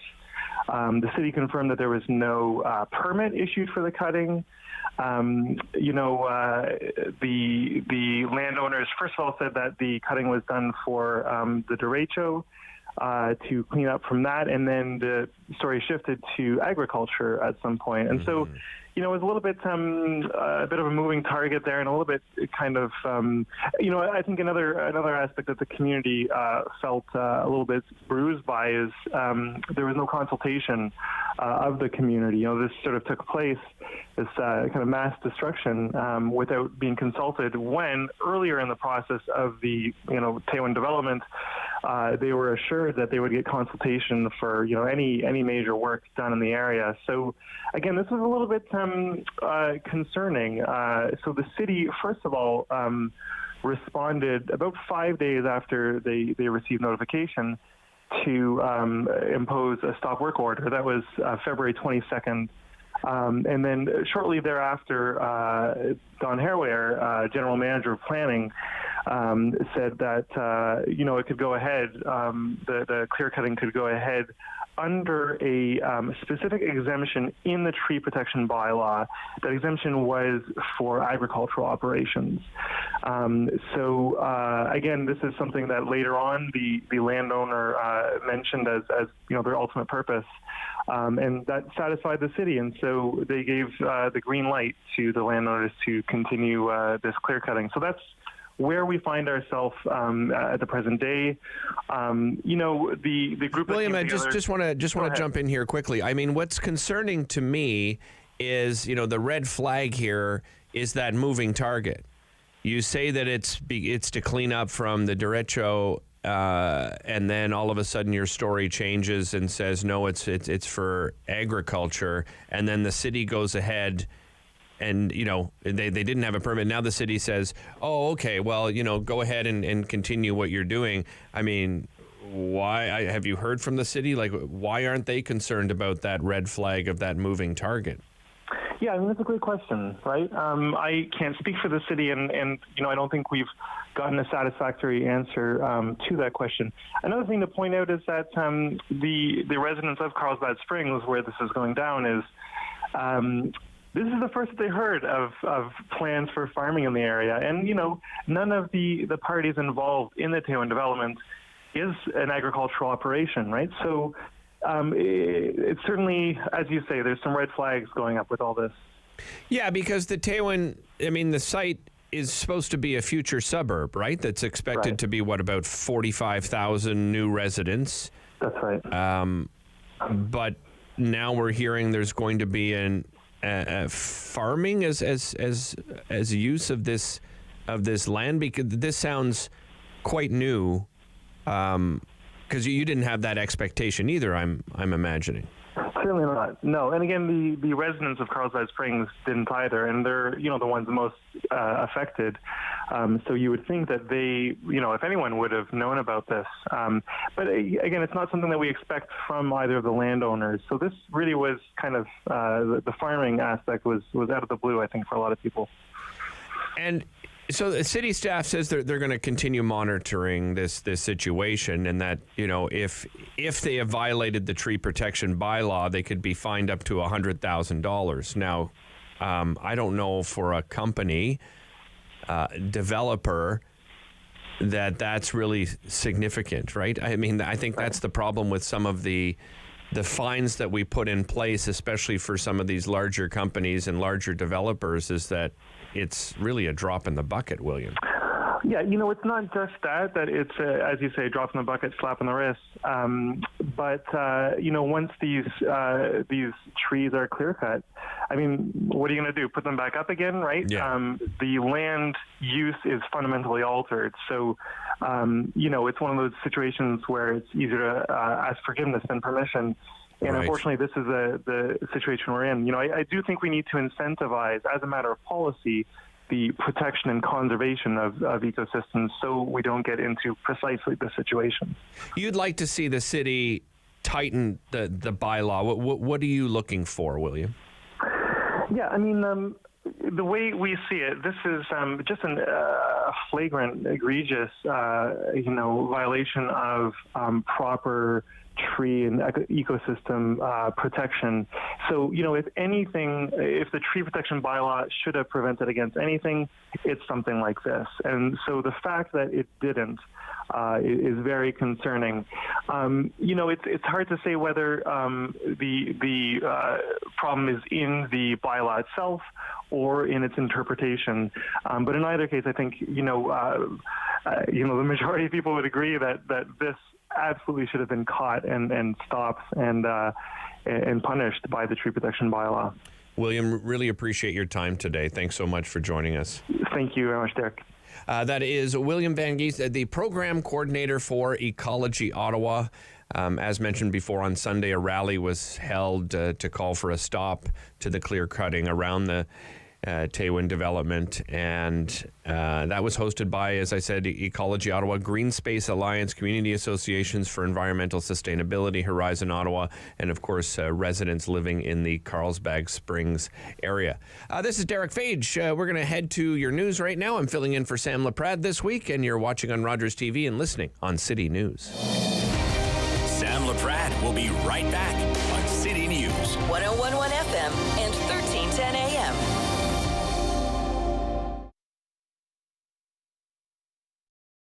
Play 4 games of bingo from the comfort of your own home each Monday at 7 p.m. for your chance to win money from our $2,000 regular bingo or $5,000 super bingo night. Kiwanis TV Bingo, Mondays at 7 p.m. on Rogers TV.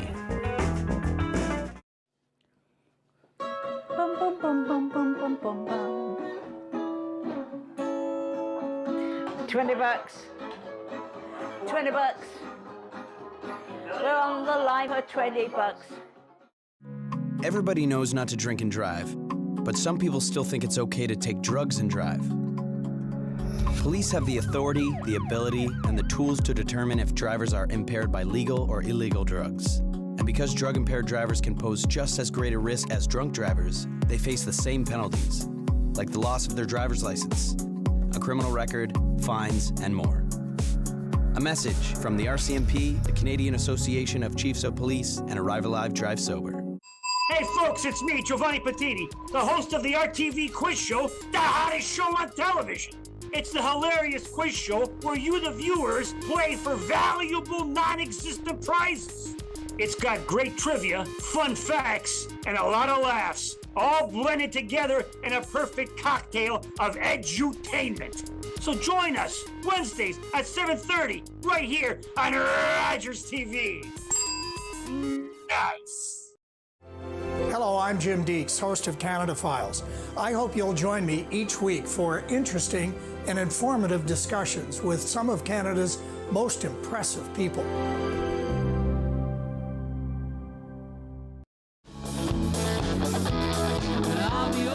Hey, I'm Ash Ravens. I'm a singer-songwriter in Ottawa, Canada.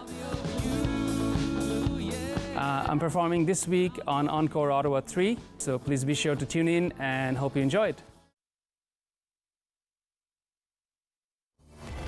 Number 1 for local news, traffic, and weather for Ottawa and the Valley. This is City News 101.1 everywhere. It's 11:30. Good morning on this Monday, the 13th of March. I'm Mark Day. Right now, light snow warming up, -1 in Ottawa right now. In Smiths Falls, it's 1. Here's what's making news this hour. U.S. markets have turned positive, but the Toronto stock market remains down about 150 points following the collapse of 2 American banks. U.S. President Joe Biden, he went on live television before the markets today to reassure Americans that financial systems are safe and that their deposits will be there when they need them. Biden is also vowing to hold those responsible for the bank failures accountable. All customers who had deposits in these banks can rest assured. I want to rest assured they'll be protected and they'll have access to their money as of today. That includes small businesses across the country that bank there and need to make payroll, pay their bills, and stay open for business. U.S. regulators closed Silicon Valley Bank Friday after it experienced a traditional bank run where depositors rushed to withdraw their funds all at once. The New York-based Signature Bank also failed.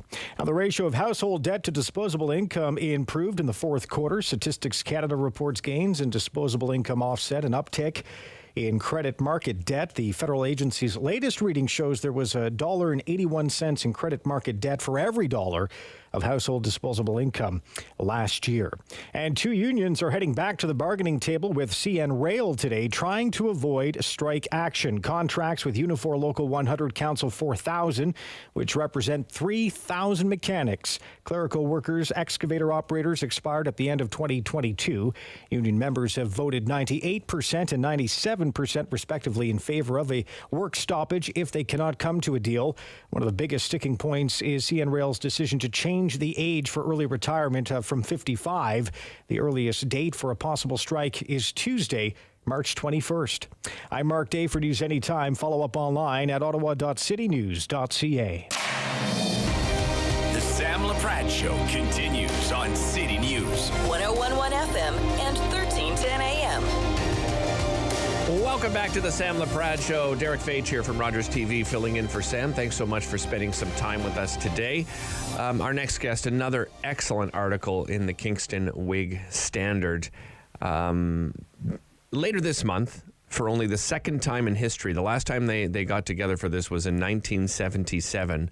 The international community is gathering for a global water conference to address issues of sustainable development and equity. As part of this article, Jeffrey describes that this could very well determine the fate of humanity.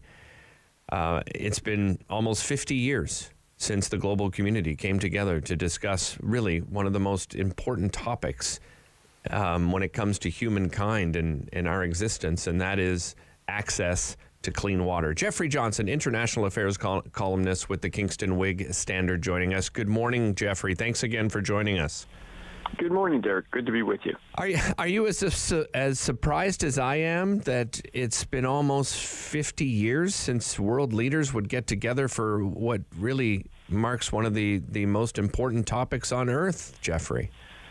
It is surprising because, as I say in the column, water is life, and there are many, many people in our world today that do not have access to clean or safe water, nor do they have access to proper sanitation facilities and hygiene. And that means that many people get sick, many people die. So in the world today, there are 771 million people who lack access to clean water.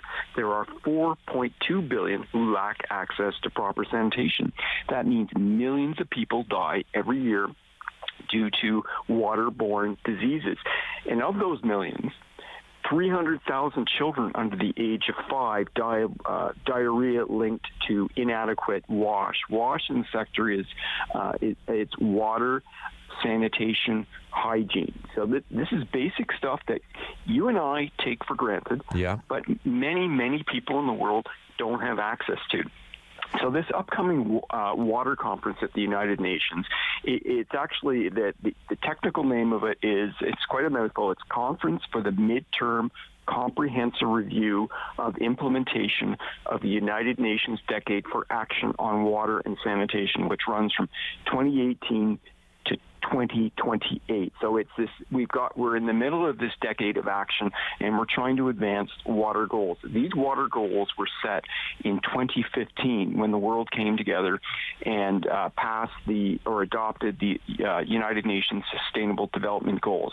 And Sustainable Development Goal 6 holds that by 2030, everybody in the world should have access to safe or clean water.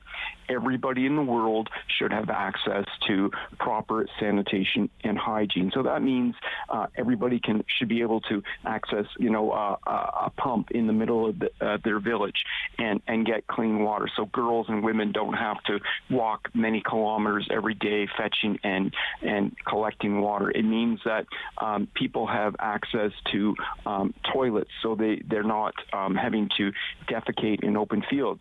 And when it comes to Sustainable Development Goal 6, it's really important to achieve it, because if we don't make progress on water, sanitation, and health, then the other Sustainable Development Goals, which look at human development in other areas such as education, health, nutrition, will not be achieved. And it especially is important for women and girls, as I say, because women and girls, a lot of the burden for caring for families falls on them. So if women and girls are collecting water, it means the girls aren't in school. It means the women aren't working outside the home or running a business. It also means if there isn't proper sanitation, girls aren't going to school, because when they enter puberty and they're menstruating, then they can't go to school, and then that means that the girls just drop out. Right. This is really, it goes to gender equality. So it's a really important issue. Jeffrey, 2030, that's just around the corner. I mean, we're not far off. In your research for this article, are you encouraged at all that goal could possibly be met by 2030? The goal could be met, but will it be met? Right. The question. Yeah. It's a matter of political will. So I interviewed an organization called Water Aid Canada. And Water Aid Canada, like the other branches of Water Aid, works in 35 countries around the world on the issue of water, sanitation, hygiene. And I spoke with the CEO, Justin Mergay, and their head of policy, Julie Truelove. And what came out of those discussions is progress is slow and has to be ramped up fourfold if the world is going to meet those goals under the Sustainable Development Goals. And this is why this decade of action is so important, because we're behind, and we've got to push on this, because if we don't, then the entire Sustainable Development Goal agenda will fall apart. And so that's why there has to be action on wash. There has to be also action on coordination on biodiversity and climate change, because all of these things are linked. So this means coming up with new ideas at this conference for governance, for collecting data on these issues, for financing, for infrastructure. And it's all about, in the end, people and health. Yeah, and something else you touch on, Jeffrey, in this article that I don't think a lot of people think of, it's certainly not top of mind, is that those low and middle income countries, right, advancing their development and their industrial goals, and the risk for water protection, and the risks of water pollution is something you touch on as well.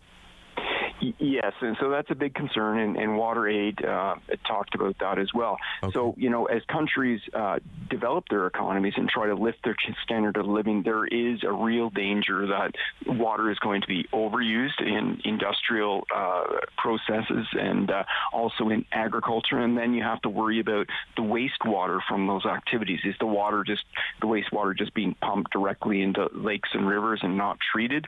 Are ground sources being affected by it, and this could lead to waterborne diseases. It could lead to cancer. So all of that has to be taken into account, and that's why it's really important to work on international cooperation. And unfortunately, the Community of Nations is not meeting the goals there either. So it's really important to work with developing countries to build the capacity of developing countries to treat wastewater, for example, and also, to convert salt water into potable water, desalination.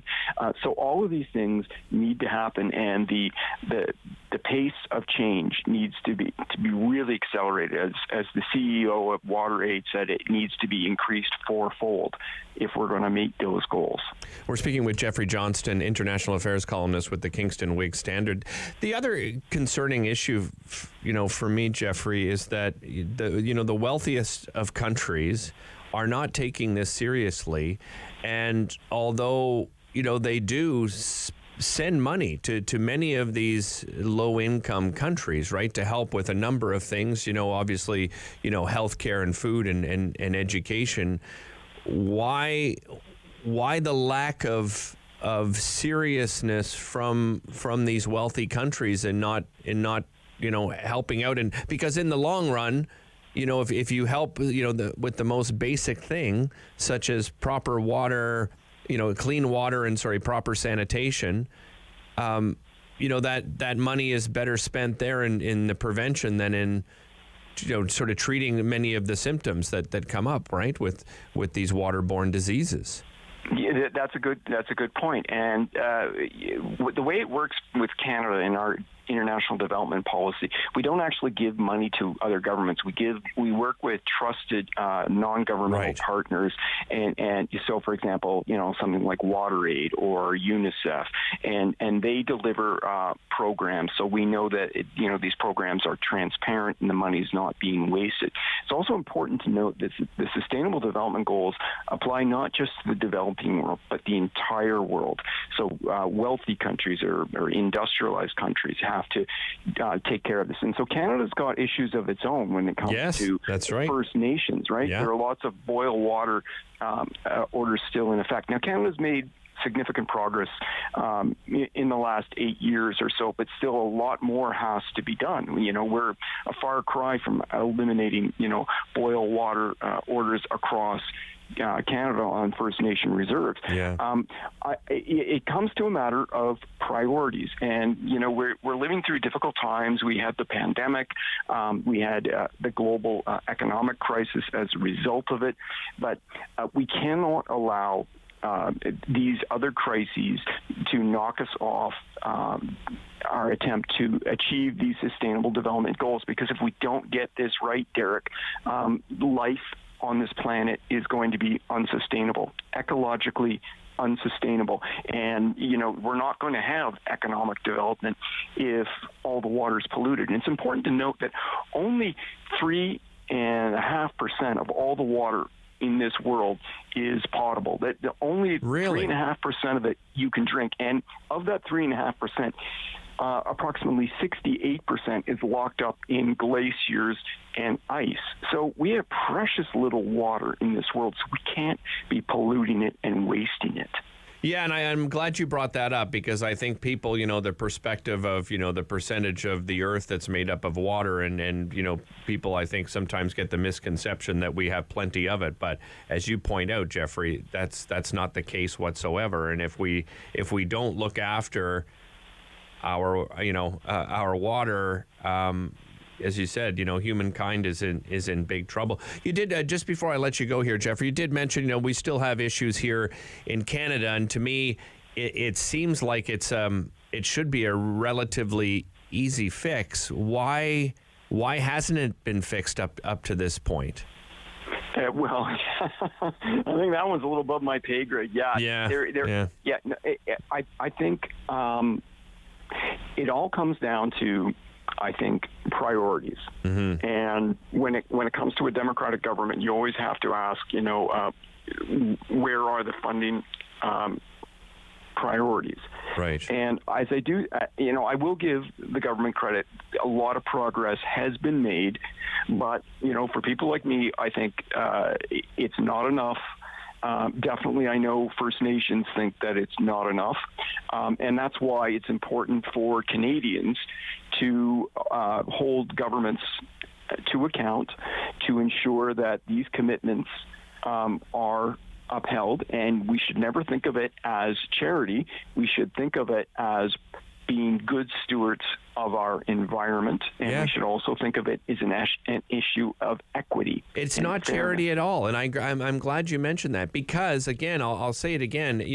If you fix that issue, the amount of money you're going to save, by not having to treat sick children and adults, and with waterborne diseases, and taking them to hospital. You're in remote areas as well, and you've got to get the medical attention there. You've got to bring them to medical attention.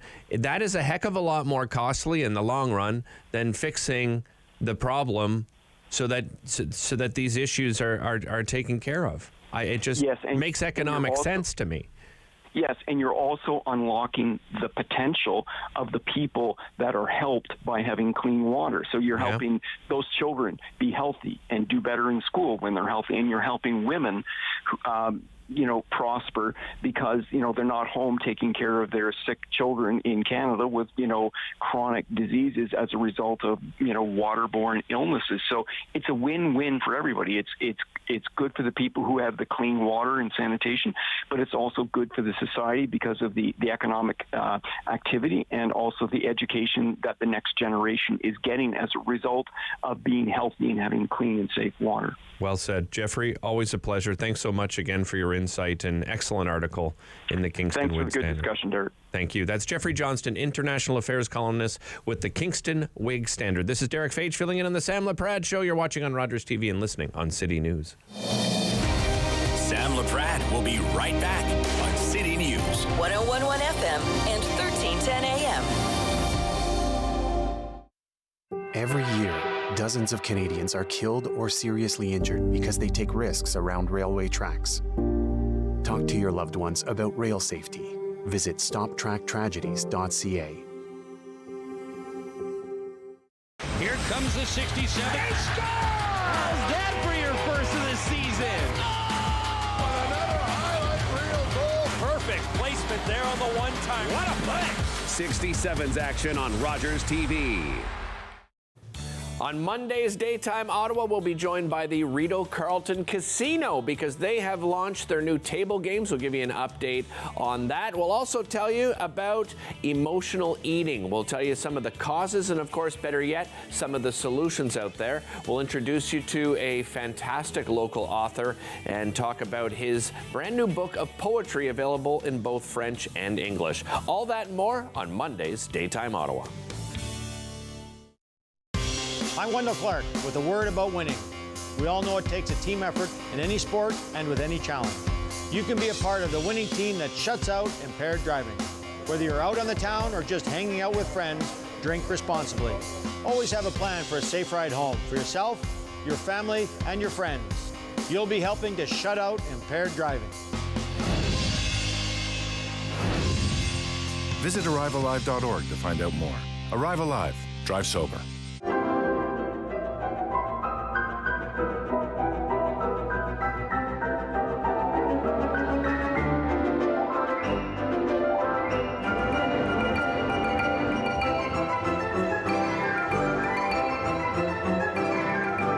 Hi, I'm Julian Armour from Music and Beyond.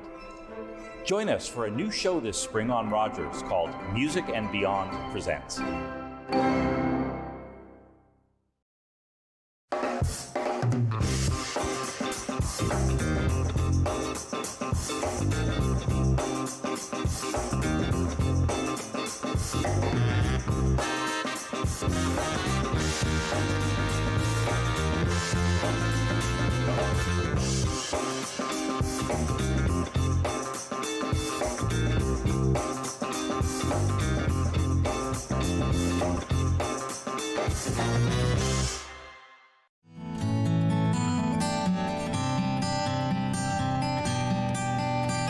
It's a new season of The New Fly Fisher on Rogers TV.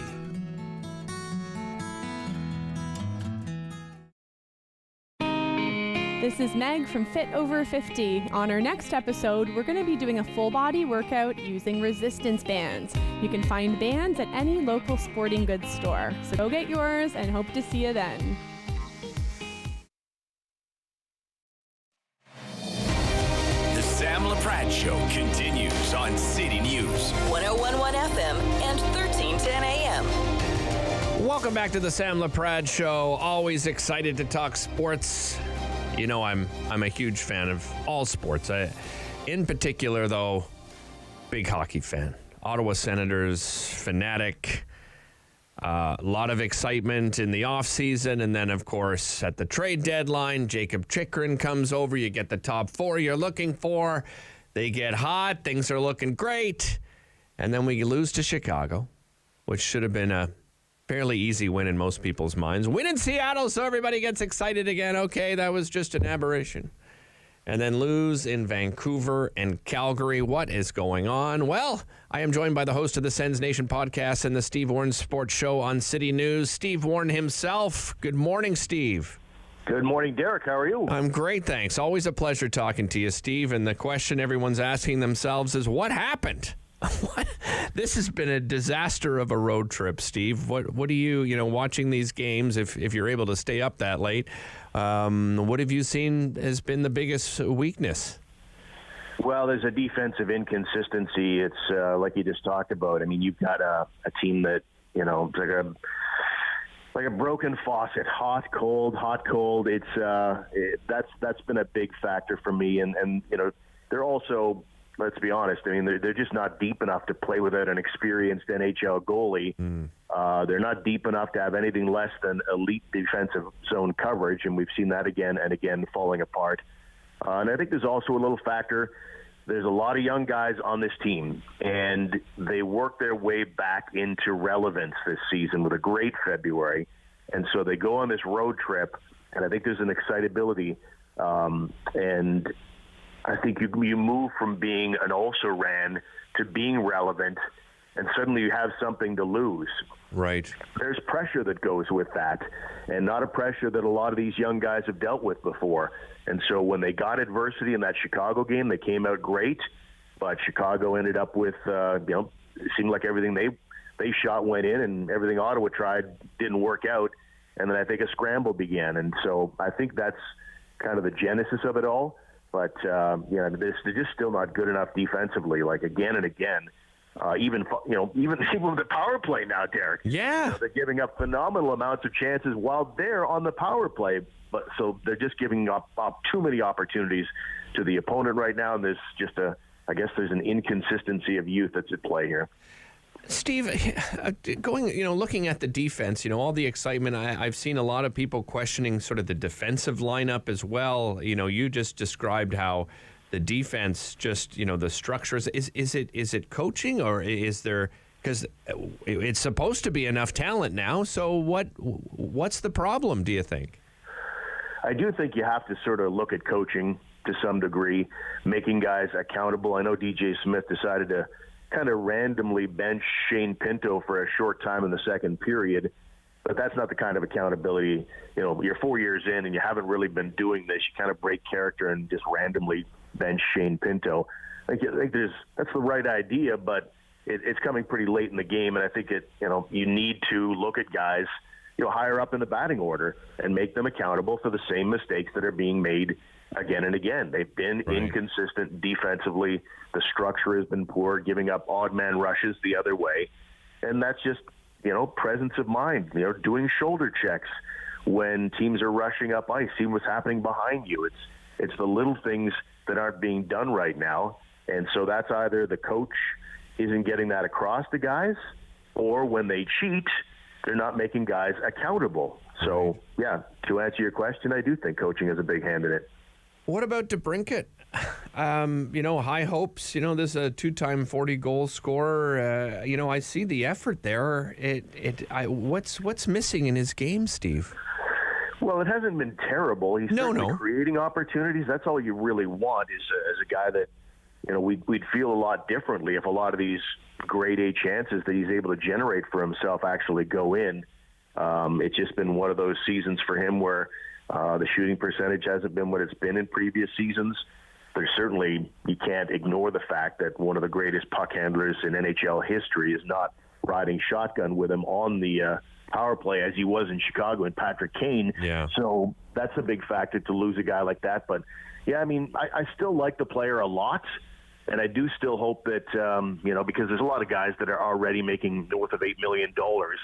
And you say, okay, maybe there's not room to sign a guy like Alex DeBrincat. I'd actually like to see them try and hang on to DeBrincat because he's already proven that he's an NHL All-Star in the right circumstances. So far, I guess it hasn't been the right circumstances here. I'd like to see them sacrifice somebody else on the roster rather than turn the page on DeBrincat.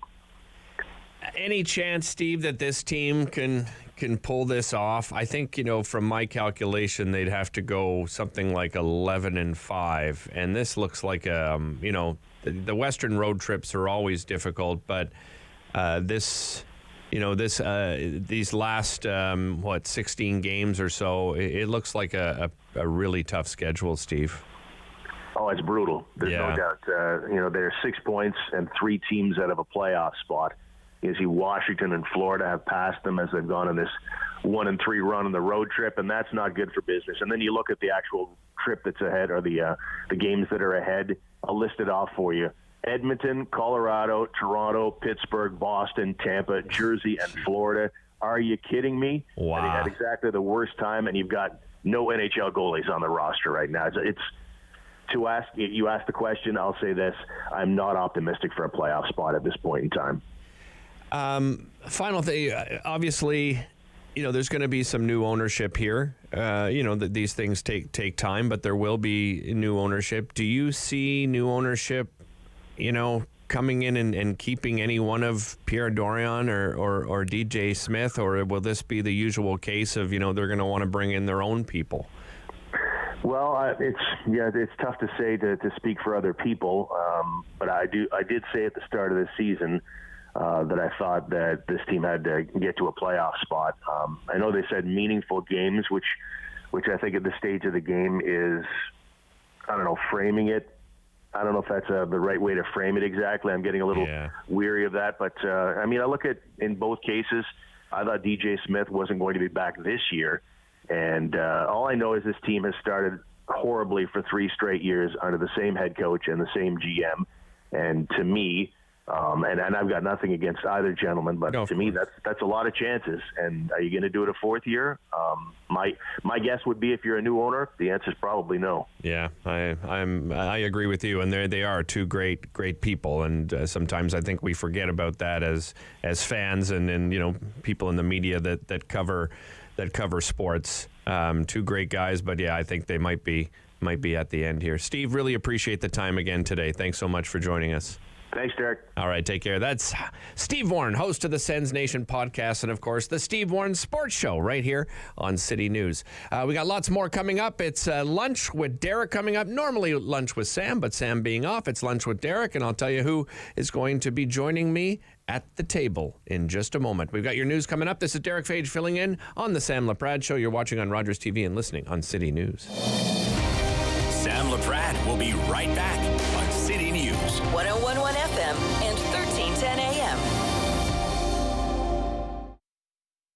Hi, I'm Justice. And I'm Nia. And we believe dreams fuel revolutions. That's why we're engaging with Canadian icons and the causes they support. Join us for these inspiring conversations and find out how you can be revolutionary. October 5th, 2014, my daughter was hit by a train.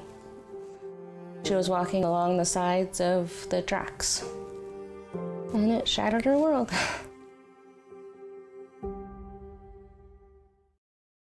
For 25 years, you've been helping to make our roads safer by doing the right thing.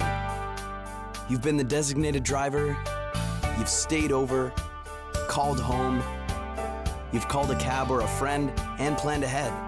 Let's keep doing the right thing. Support sober driving by getting yourself and your friends home safely. Do the right thing. Visit ArriveAlive.org to find out more. Arrive Alive. Drive sober. Do you have something to share? Let everyone know about your next meeting, your need for volunteers, or your fundraising event on the Rogers TV Community Billboard. Send us your words and we'll bring them to life on Rogers TV and RogersTV.com. When it's time to spread the word, go to RogersTV.com to add your announcement to the Community Billboard.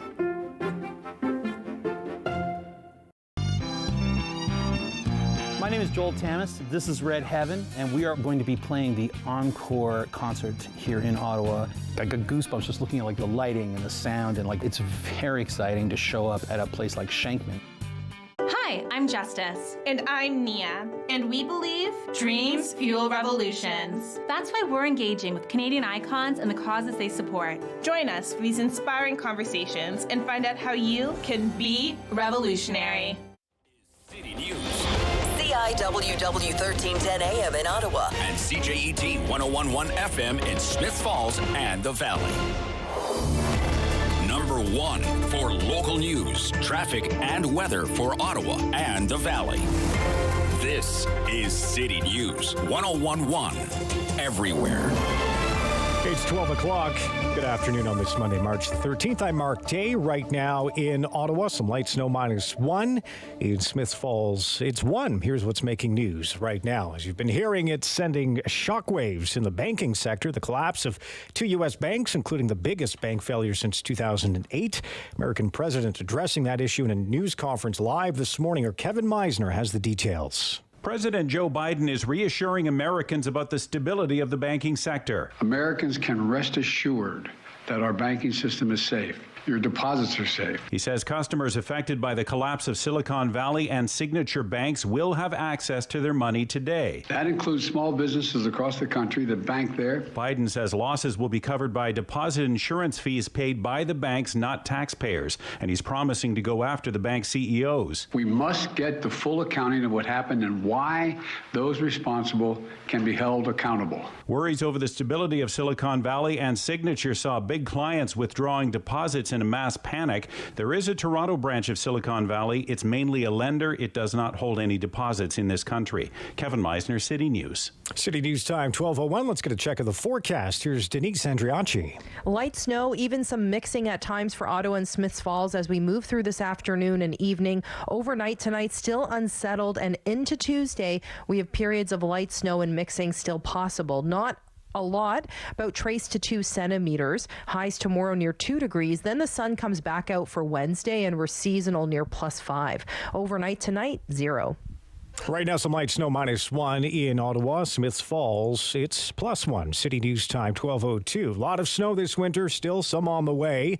But what does it mean for spring flooding in our region? Our reporter Chris Curries joins us with that story. The City of Ottawa is preparing for the possibility with a task force, and the Rideau Valley Conservation Authority says they could see above average flooding this year, likely a bit south of the capital. From Westport, the Rideau River flows north towards Ottawa and dumps into the Ottawa River at Rideau Falls, and then it flows through Merrickville, Birch Rapids, Kempville, Manotick, and then into Ottawa. But Brian Stratton, the manager of engineering services, says the forecast looks promising. Yes, we have a lot of snow, and there is more on the way this week, about 10 centimeters worth, but the temperature looks relatively stable, which could lead to a slower melt.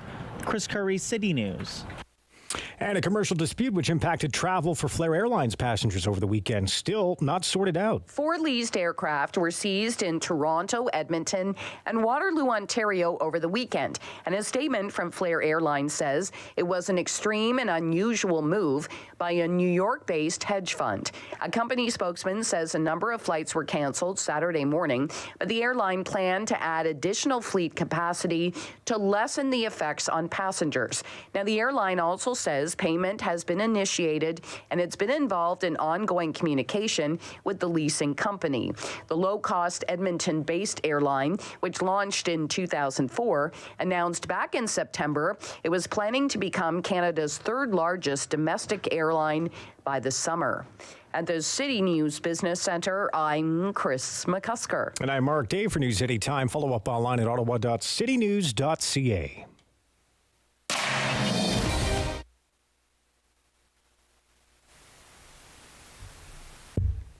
Welcome back to the Sam Laprade Show. I don't know what happened there. My apologies, everybody. I guess I was on pause, and so was the music. Now we've just taken ourselves off pause. Apologies for that. Well, as you know, each and every day around this time on the Sam Laprade Show, we do Lunch with Sam off. So it's Lunch with Derek this week. And joining me at the table is City Councillor for Barrhaven East, Wilson Lowe. Good afternoon, Wilson. Hi, Derek. Great to have you here. And also City Councillor for Orleans East Cumberland, Matt Luloff. Matt, welcome. Derek, always a pleasure to chat with you. Yeah, it's great to have you both here, and we got lots to dive into. So let's talk about this rally that was held, well, more than the rally, but the actual Tewan development. There was a rally to stop the clear cutting around the Tewan development and demand the city strengthen its tree protection bylaw. We actually had William Van Geest on the show a little bit earlier discussing this. Here's what he had to say. It was a little bit, strange, the circumstances. The residents reported the cutting was done, under cover of night. The city confirmed that there was no permit issued for the cutting. The landowners, first of all, said that the cutting was done for the derecho to clean up from that, and then the story shifted to agriculture at some point. So that was part of the conversation, gentlemen, that sort of was a red flag to me. First it was derecho, and then it was for farming. I wonder, Wilson, I'll start with you. Looking at this situation and the fact that they sort of changed the reasoning behind the clear cutting, is this cause for concern? I think it's not as much a cause of concern as some might make it out to be, because this land is meant for agriculture. It is outside the urban boundary, and agriculture use is exempt. Sorry, the tree protection bylaw is exempt when it comes to agriculture uses, right? Optically, yeah, I would agree that optically this looks really bad for the landowners, but I think in this case we can take we can trust them a little that this was just a lack of communication on their end, or something that just looks optically really bad for them. Right. Matt, what are your thoughts on this? And then, do you see any kind of, I know there are fines when, you don't have a permit. My understanding is they didn't. Is there a possibility of punishment at all? Wilson's right to point out that this land is outside the urban boundary, and so therefore a permit to cut it down is not required. So, I mean, yes, you're right that communication was pretty poor on this, and it seems as though the proponent is, prepared to be a little bit more communicative about this. So two things. Yes, this land is going to be used for agriculture, and once it's designated for that, and once it begins to be used as agriculture once again. This land was used, in fact, in the 1990s for agriculture, that it needs to be used for this purpose for at least 10 years. So that's good news when we're in the middle of, food shortages and whatnot, to see some more agriculture by the city. So it's being brought back to farmland. It was farmed up into the early 90s, and it is outside the urban boundary. It was severely damaged in the derecho. Staff have approved the work to get the site ready to be farmed, so no permit is required. It may be a bit of a tempest in a teapot. No one really likes to see trees being cut down, obviously, and we've got a very strong tree protection bylaw within the urban boundary. Unfortunately, this land falls outside of the urban boundary. So glad to see some farming happening here. Once any clearing needs to happen for the actual development of the site, that falls within the urban boundary now, as it was brought in during the official plan process, and permits will be required moving forward. Yeah, I guess, Wilson, that's the other thing, that maybe there's some confusion around this situation because people are looking more towards, there is going to be housing development here, but out of this 70 hectares, I guess some of it will be farming and some of it housing, and that is split differently, and there are different rules that apply. Yeah, correct. So the tree protection bylaw only applies within the urban boundary. That dictates permits that you need for trees that are still a certain size, a certain number of trees, depending on the size of the land that you own. Honestly, for me, this also brought me back to a story from about 13 years ago when a developer illegally cut down some trees in the town of Aurora to try to get a development going or something like that. But I think this is different this time. Yes, there is a proposal. There has been, or it still is, a proposal to develop some of those lands. But in terms of the particular piece of land that was cut, that was clear cut, it falls outside of that area, to my understanding. Okay. Let's move on to another topic, the 3-year anniversary of COVID-19, of the pandemic. I'm not going to say we just celebrated it because it certainly is nothing to celebrate. But I wonder, Matt, looking back, how long did you expect this to last? And perhaps just share, maybe the impact it continues to have on the community. For sure. I mean, we all remember the adage from 3 years ago, 2 weeks to flatten the curve.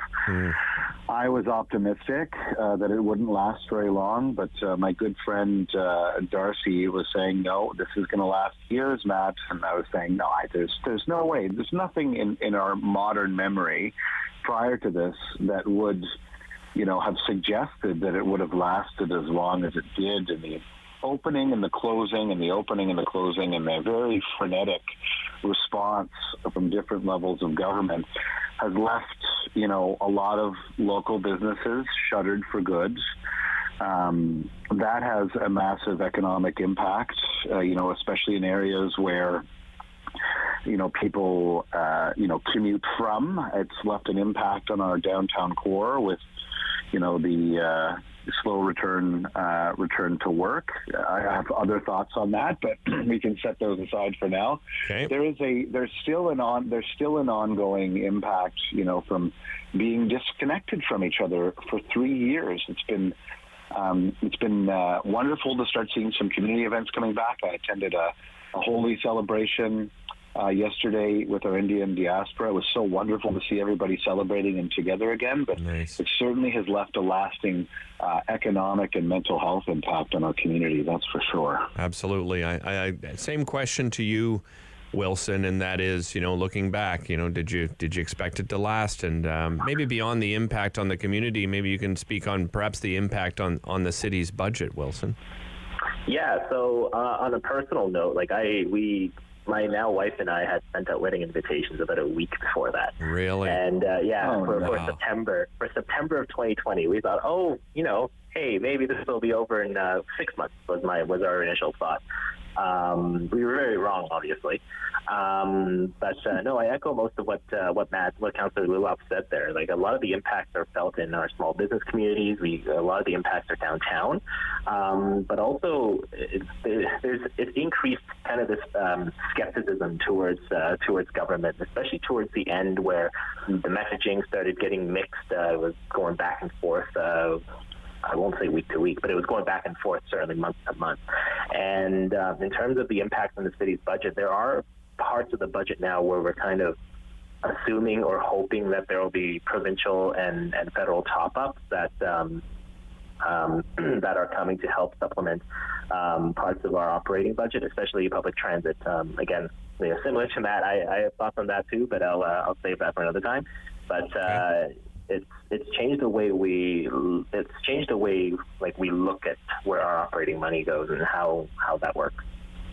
I'll go to the next topic here. We'll probably bring this over till after the break. But Matt, the zoning bylaw is about to be overhauled by the city for the first time in 15 years. Now, the target for approval by council is late 2025, if I remember correctly.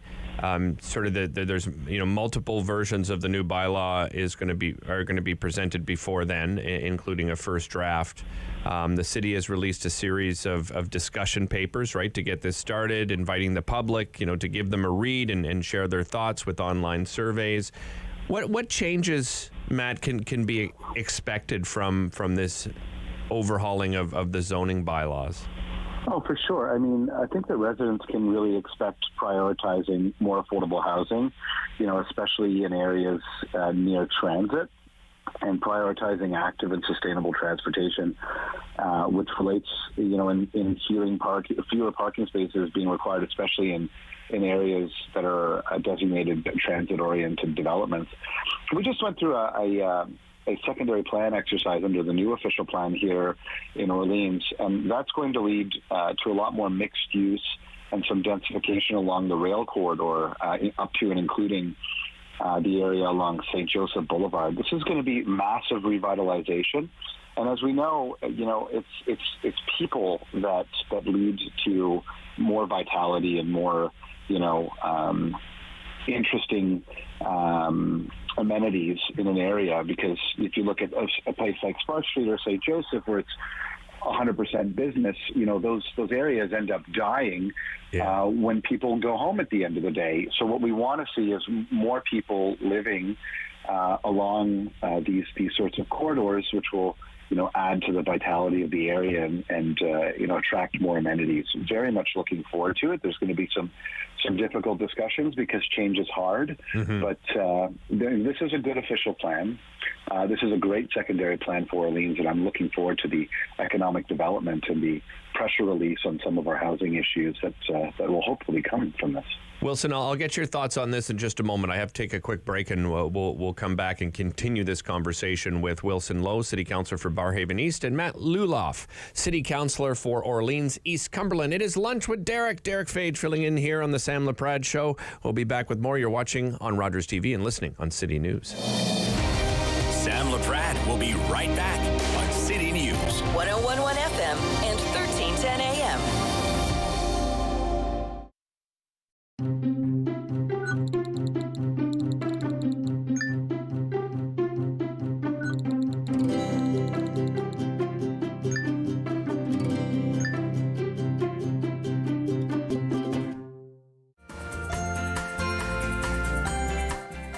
On the next episode of Simply Cooking by Chef, I make my gluten-free focaccia and my Nona's tomato salad.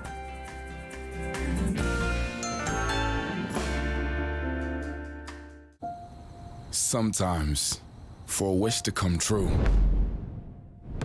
it takes a kingdom, because together is stronger. Tied tight, united we stand, in honor of one child's wish, to fuel the fire that will grant many more.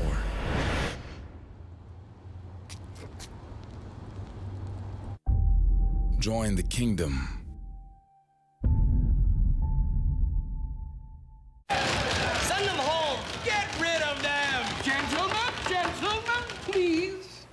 And so, this organ, which I regret I cannot name, because of the presence of these members of the weaker sex, who, although they are married, could not possibly endure...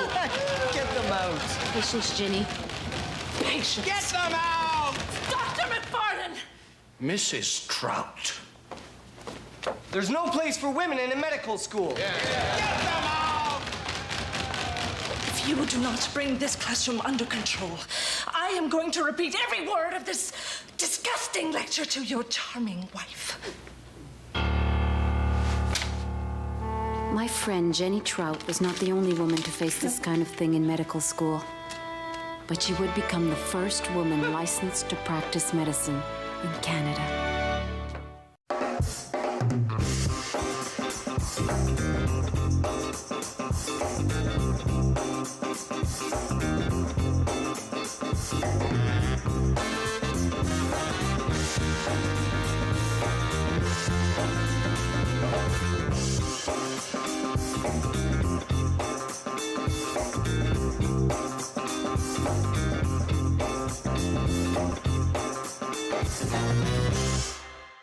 Your City News forecast for today could be a windfall of cash. With our weather guarantee, if we're off by 3 degrees, you could win. Enter at ottawa.citynews.ca. And if you hear your name on Wake Up with Rob Snow at 7:21 a.m., call in to claim your cash. Play 4 games of bingo from the comfort of your own home each Monday at 7 p.m. for your chance to win money from our $2,000 regular bingo or $5,000 super bingo night. Kiwanis TV Bingo, Mondays at 7 p.m. on Rogers TV.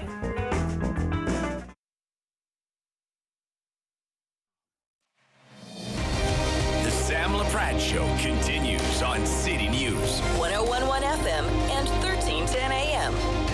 Welcome back to the Sam Laprade Show. Derek Fage here from Rogers TV filling in for Sam. It is a lunch with Derek today, of course, and again, joined by Matt Luloff, City Councillor for Orleans East Cumberland, and Wilson Lowe, City Councillor for Barrhaven East, and we're talking about the zoning bylaw. It's about to be overhauled by the City of Ottawa for the first time, and just discussing some of the changes that can be expected, the impact on the community. We heard from Matt just before the break. Wilson, what are your thoughts? Before the break, Councillor Luloff said that there's going to be a lot more intensification. There's going to be a lot more development that's friendly towards public transit where it's along major transit lines, and I agree with all those. The new zoning bylaw will hopefully reflect our official plan more accurately, especially with the new mandates that have been given to us by the province. Changing attitudes towards how our community should develop and where they should develop, as well as the fact that we're recognizing the urban sprawl wasn't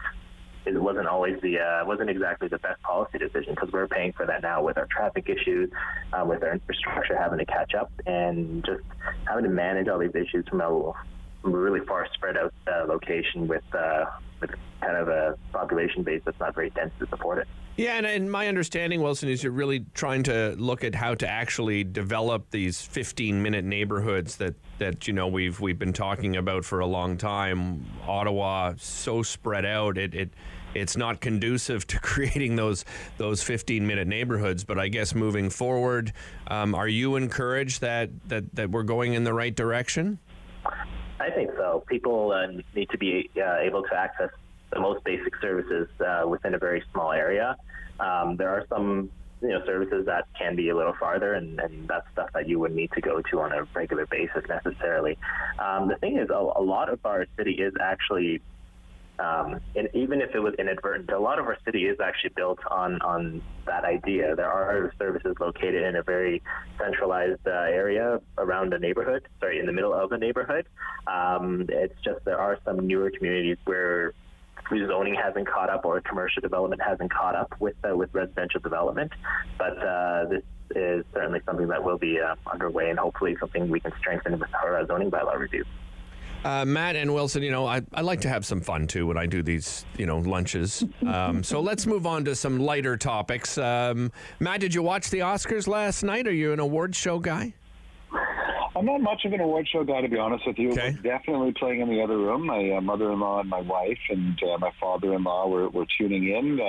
Every year, somebody prints off the sheet and we make our selections. And despite the fact that over the course of the last 5 years where we've done it, I haven't watched the award shows. I make my pick. I've won every year, despite the fact that I haven't haven't seen the list. I'll have to double check. I may have come in second place this year, but no, not a big award show guy myself. Okay. I'd much rather curl up with a book or get some work done. I see. Well, how about yourself, Wilson? Exactly the same, actually. It's my wife who keeps up with. Yeah, we're not very fun people when it comes to this stuff, I guess. No, my wife's the one who keeps up with the Oscars. I'm not sure about the Junos, to be honest, but the Oscars for sure. She's a big movie person. In fact, she's made me catch up on all these classic movies that I just never watched when I was younger. Yeah, what I will say for the Junos is they give away so many awards beforehand. I think it's like 49 out of the 64 they've already given out. So you get, most of the big awards. And then it's more about the performances. There's a lot of great performances. They're kind of doing a 50-year anniversary of hip-hop tonight. So some excellent hip-hop artists joining the stage. But, what I thought was really cool, guys, is that two artists from Ottawa winning last night were announced. John Doerr for Comedy Album of the Year and Angelique Francis for Blues Album of the Year, both from Ottawa. And Matt, I guess that speaks to how much talent we have in this city, and you must being someone that's engaged all the time in the community, you must see so much talent in this city. It's unbelievable. I'm a local musician as well. Yeah. And, participated most recently in a collaboration with Shepherds of Good Hope, and if you check out the videos they've been putting out, you see just how much raw talent we have in this city. I love Canadian music. I've always loved Canadian music.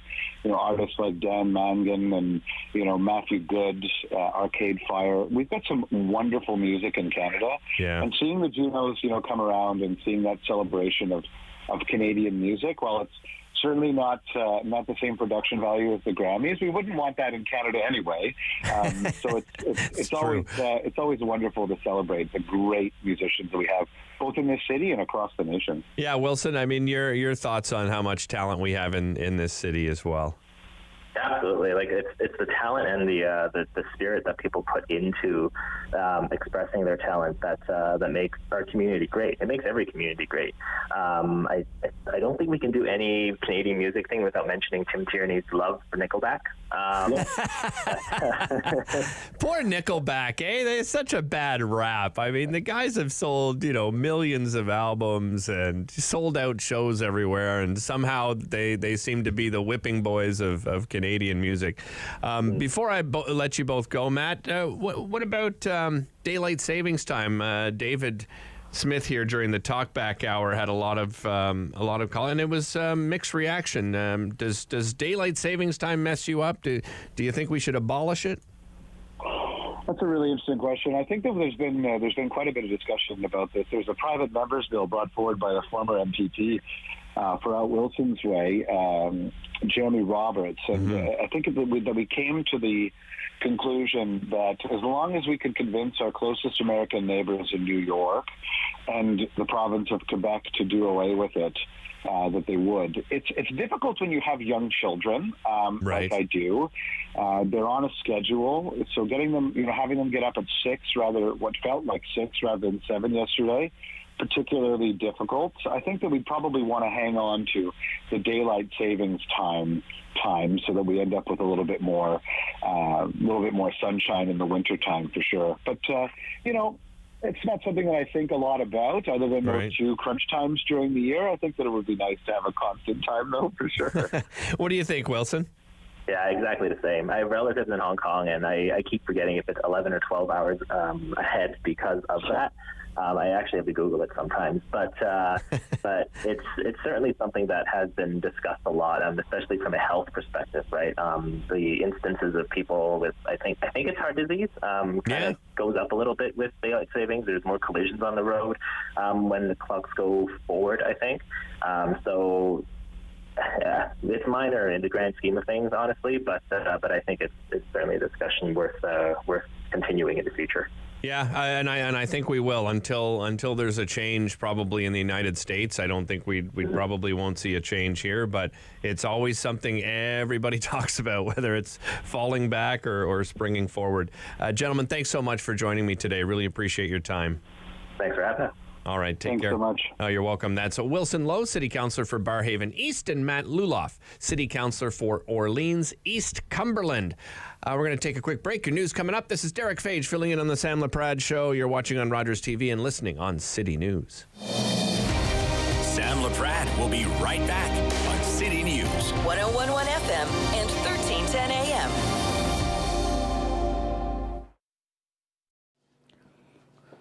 Bum, bum, bum, bum, bum, bum, bum, bum. $20. $20. We're on the line for $20. Hello, I'm Jim Deeks, host of Canada Files. I hope you'll join me each week for interesting and informative discussions with some of Canada's most impressive people. Think it's okay to drive high? Think again. Drug-impaired driving is as illegal as drunk driving, and in Ontario, the penalties are the same. If police suspect you're driving under the influence of drugs of any kind, or a combination of drugs and alcohol, and you fail a roadside test, your license will be suspended immediately for up to 30 days. You'll pay a penalty of $198. And you can be charged with a criminal offense of impaired driving, the same as alcohol.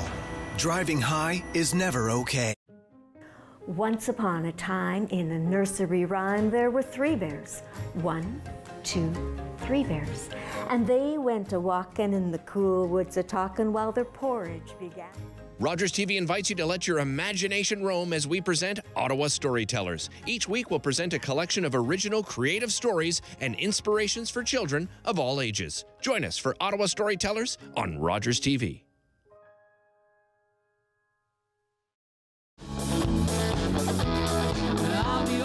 Hey, I'm Ash Ravens. I'm a singer-songwriter in Ottawa, Canada.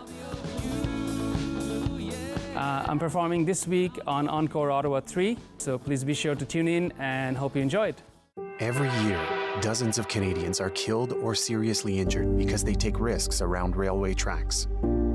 Talk to your loved ones about rail safety. Visit stoptracktragedies.ca. Local news, traffic, and weather for Ottawa and the Valley. This is City News 1011 everywhere. It's 12:30. Good afternoon on this Monday, March the 13th. I'm Mark Day. Right now in Ottawa, we have some light snow and 0 in Smiths Falls. Here's what's making news right now. Ottawa police have upgraded some charges against a mother in an October 2021 death of her 7-week-old baby boy. 35-year-old woman now charged with second-degree murder and criminal negligence causing death. Earlier this month, a man and woman were arrested after a 16-month-long investigation and both charged with failing to provide the necessities of life. Those charges will still stand. Police have not confirmed what relationship the 35-year-old man had to the infant. U.S. markets have turned positive, but the Toronto stock market remains down about 150 points following the collapse of 2 American banks. U.S. President Joe Biden went on television today before the markets opened to reassure Americans that financial systems are safe and that their deposits will be where they need them. All customers who had deposits in these banks can rest assured. Rest assured they'll be protected and they'll have access to their money as of today. That includes small businesses across the country that bank there and need to make payroll, pay their bills, and stay open for business. Now, U.S. regulators closed Silicon Valley Bank Friday, and after it experienced a traditional bank run where depositors rushed to withdraw their funds all at once, the New York-based Signature Bank also failed. The ratio of household debt to disposable income improved in the fourth quarter. Statistics Canada reports gains in disposable income offset an uptick in credit market debt. The federal agency's latest reading shows there was $1.81 in credit market debt for every dollar of household disposable income late last year. The deadline to declare vacant property in this city is on Thursday. The city requires residents to declare whether properties they own are occupied. If a resident fails to fill out the online form, the property is deemed vacant and an additional property tax will be levied. All properties, whether the building is a primary residence or a rental, have to be declared. It is vacant more than half the year. It will be taxed at an additional 1%. For more information on how to declare, all you have to do is head to the City of Ottawa website. Hollywood stars sported small blue ribbons at the Oscars in support of refugees. The UN High Commissioner for Refugees says wearing the With Refugees ribbon sent a powerful visual message that everyone has a right to seek safety. The ribbons were made by a Denver company that provides employment, training, and education to refugees resettling in the area. Number of displaced people globally is now in excess of 103 million. For news anytime, follow up online at ottawa.citynews.ca. The Business Lunch on City News, brought to you by the Ottawa Business Journal. The Sam Laprade Show continues on City News. 101.1 FM and 1310 AM. Welcome back to the Sam Laprade Show. Derek Fage here filling in for Sam this week. Sam is off. And as you know, we do the business lunch around this time, and so happy to be partnered with the Ottawa Business Journal. Of course, the business lunch with Sam Laprade, brought to you by the Ottawa Business Journal, which brings me to a fantastic article in the Ottawa Business Journal. The headline is, "Boring Downtown, You Say? These three restaurateurs would beg to differ." And I am joined by one of those restaurateurs, Mike Campbell from Stolen Goods. Good afternoon, Mike. Hi, how are you doing? I'm doing great. Thanks so much for doing this. Really appreciate it. And as I said, just this article, an excellent article, and what the three of you have decided to do is such a great idea, Mike. Mike, so for those that aren't familiar, and they should be, with Stolen Goods, tell us a little bit about the inspiration behind it, Mike. Yeah, so kind of coming through and out of COVID, the three of us, being friends that have worked in restaurants for a long time, just decided to kind of pool all we had and see what we could do as a tiny little 20-seat cocktail bar that stays open till 2 o'clock every day. Yeah, and you wanted to kind of, mix things up a little bit, and decided first of all on Spark Street, which, gets a lot of criticism because, that people say how sleepy it is and how difficult it is to own a business. Why Spark Street? I think, honestly, the landlords we worked with Ashcroft, they made it a worthwhile offer, and we believe that just because there isn't stuff there already doesn't mean we can't create it. And I think we're very close to like some of the city's top restaurants, Riviera, North and Navy, Iana, all within walking distance. So I think having a bar to go to before and after is excellent, as well as the NAC as well, to go get a drink after a show. Yeah. Mike, what's the response been like so far? It's been beyond our wildest expectations. Really, eh? Every night is full. Most nights we turn away more people than we can seat, which is amazing and not what we expected at all. But yeah. Yeah, and you basically kind of, I think, looked at this as, I want to make this a place where, people come and you can still have, something to eat a little bit later on. You don't have to go to the usual. Tell me a little bit about your menu, Mike, that you offer. Yeah, so the food menu all comes from our chef, Adam Gore, one of our partners, who was previously working at Atelier.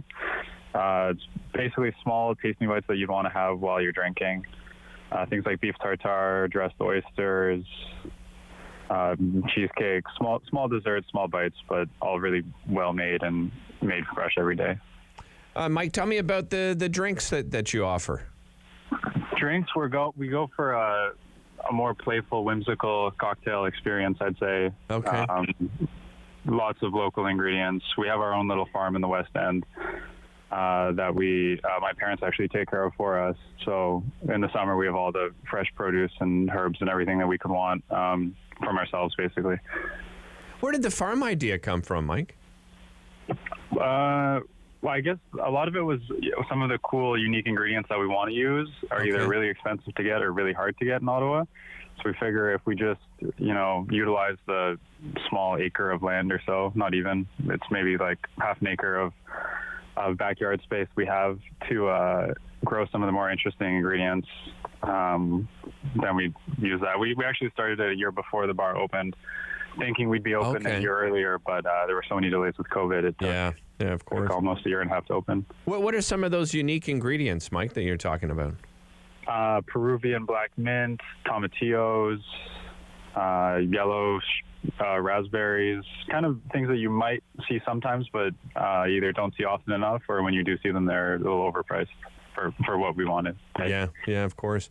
And you decided that you'd you'd never close early. That was another decision. You know, I think it's a difficult one, right? Because if you sort of think to yourself, oh well, you know, if it's perhaps a little bit slow on one evening, maybe you'll close early. But that's not the case with you guys. Why that decision? No, I think that was a commitment we made. There was a few places when I was growing up that made that decision in Ottawa before. Right. And it might take a year to stick, but once it sticks, they get such a crowd after 11 o'clock that it's just such a bonus to the business that we decided before we started that this would be something we lock into. We don't have paid staff after that time, so it's just the owners kind of working. So it's a slow night. I mean, we hang out and talk, and we're That's there. great. I love that. But there's never, even the snowstorms we had. I think on December 23rd was our last day open before the Christmas break, and it was a snowstorm, and we stayed there till 2 with a couple of people in. But it's nice. Eventually it's worth it. I think it's worth it now, but yeah. Mike, you mentioned you and your two partners, Ray and Adam, that you've all worked in the restaurant business in the past. How did the three of you meet? Yeah, I met Adam actually working at the Black Tomato.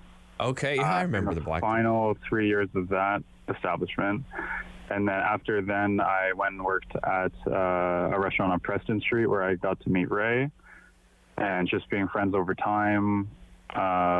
Working with him at a few other places, and then COVID coming, and me and Ray were essentially laid off. Adam was working extremely part-time, and it was like, all right, it's time to either we do this now or we don't do it, probably. Right. So it's almost going into a bit of survival mode, right? Yeah, that, and I think just seeing the opportunity that what COVID could present us with some deals with rent and negotiating power. Right. It was either now or I feel like after COVID, it kind of is right now. Inflation is super high. Things are super expensive. It would probably cost us at least 20 to 25% more to open today than would have a year and a half ago. So. Yeah. Great decision. That's for sure. Tell everybody at home where they can find you, Mike. 106 Spark Street, Tuesday to Saturday, 6 p.m. to 2 a.m. Always, never, ever closing early. I love it. Mike, congratulations to yourself and Ray and Adam on all the success so far. I'm looking forward to my visit there. Amazing. Yeah, thanks a lot, Mike. Take care. You as well. All right, that's Mike Campbell, a co-owner of Stolen Goods. You just look at the everyone's talking about downtown so much these days. It needs to be revitalized, and I wonder, what's the recipe for success on having a thriving and vibrant downtown? I think one of the main things is just getting more people right down there. One of our guests mentioned it a little bit earlier. You look at a place like Spark Street, and a friend of mine actually was sharing some old photos of Spark Street over the weekend back in the 1970s and how packed it was. I mean, you could barely move on Spark Street. It was so vibrant. And I think one of the keys is that we need more people living down there, right? I know oftentimes, the city of Ottawa certainly talks about, tourism and how important it is, and for the Byward Market, and all along Elgin Street, and back in areas like where Iona is, that Mike just mentioned. Without people living down there, we can't just count on tourism being the only support. So it's going to be up to this city council and us putting pressure on this city council to make sure that we get more affordable housing so that we can have businesses that survive and that thrive. Our local small businesses are so incredibly important. I've said this before on Twitter that, instead of building these huge Tanger outlet kind of things where you spread them all out, why aren't we building up, right? Why aren't we building residential units above above malls where, you can, that's a way to get to that 15-minute neighborhood that so many people are talking about. We had Matt Luloff and Wilson Lowe on talking about the 15-minute neighborhood. Well, the best way to do that is, in my mind, is to make sure you certainly build up and you build a mall and put residents above the mall. You got your grocery store and your hardware store and retail and restaurant, the gym and, the movie theater and so on. Anyway, that's it for my little rant. We'll be back with a little bit more coming up after the break. This is Derek Fage filling in on the Sam Laprade Show. You're watching on Rogers TV and listening on City News. Sam Laprade will be right back on City News. 101.1 FM and 1310 AM. Here comes the 67. They score! How's that for your first of the season? Oh! Another highlight reel goal. Perfect placement there on the one-time. What a play! 67's action on Rogers TV.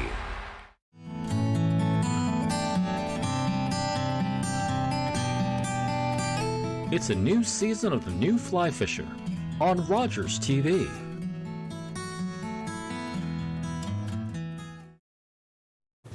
On Monday's Daytime Ottawa, we'll be joined by the Rideau Carlton Casino because they have launched their new table games. We'll give you an update on that. We'll also tell you about emotional eating. We'll tell you some of the causes and, of course, better yet, some of the solutions out there. We'll introduce you to a fantastic local author and talk about his brand new book of poetry available in both French and English. All that and more on Monday's Daytime Ottawa.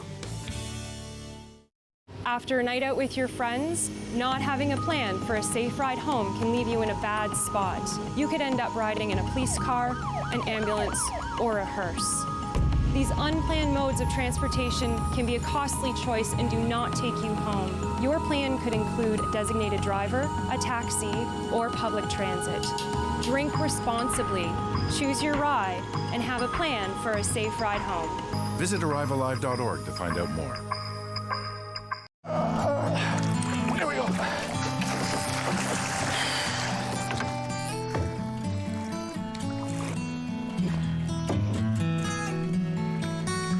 Hey, going back in, okay?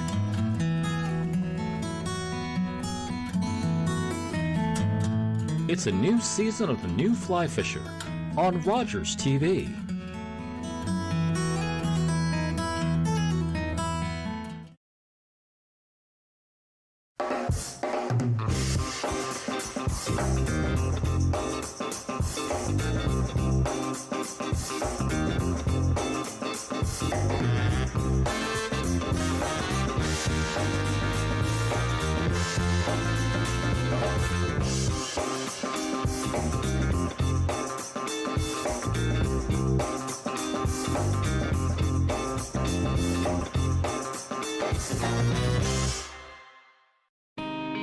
This is Meg from Fit Over 50. On our next episode, we're going to be doing a full body workout using resistance bands. You can find bands at any local sporting goods store. So go get yours and hope to see you then.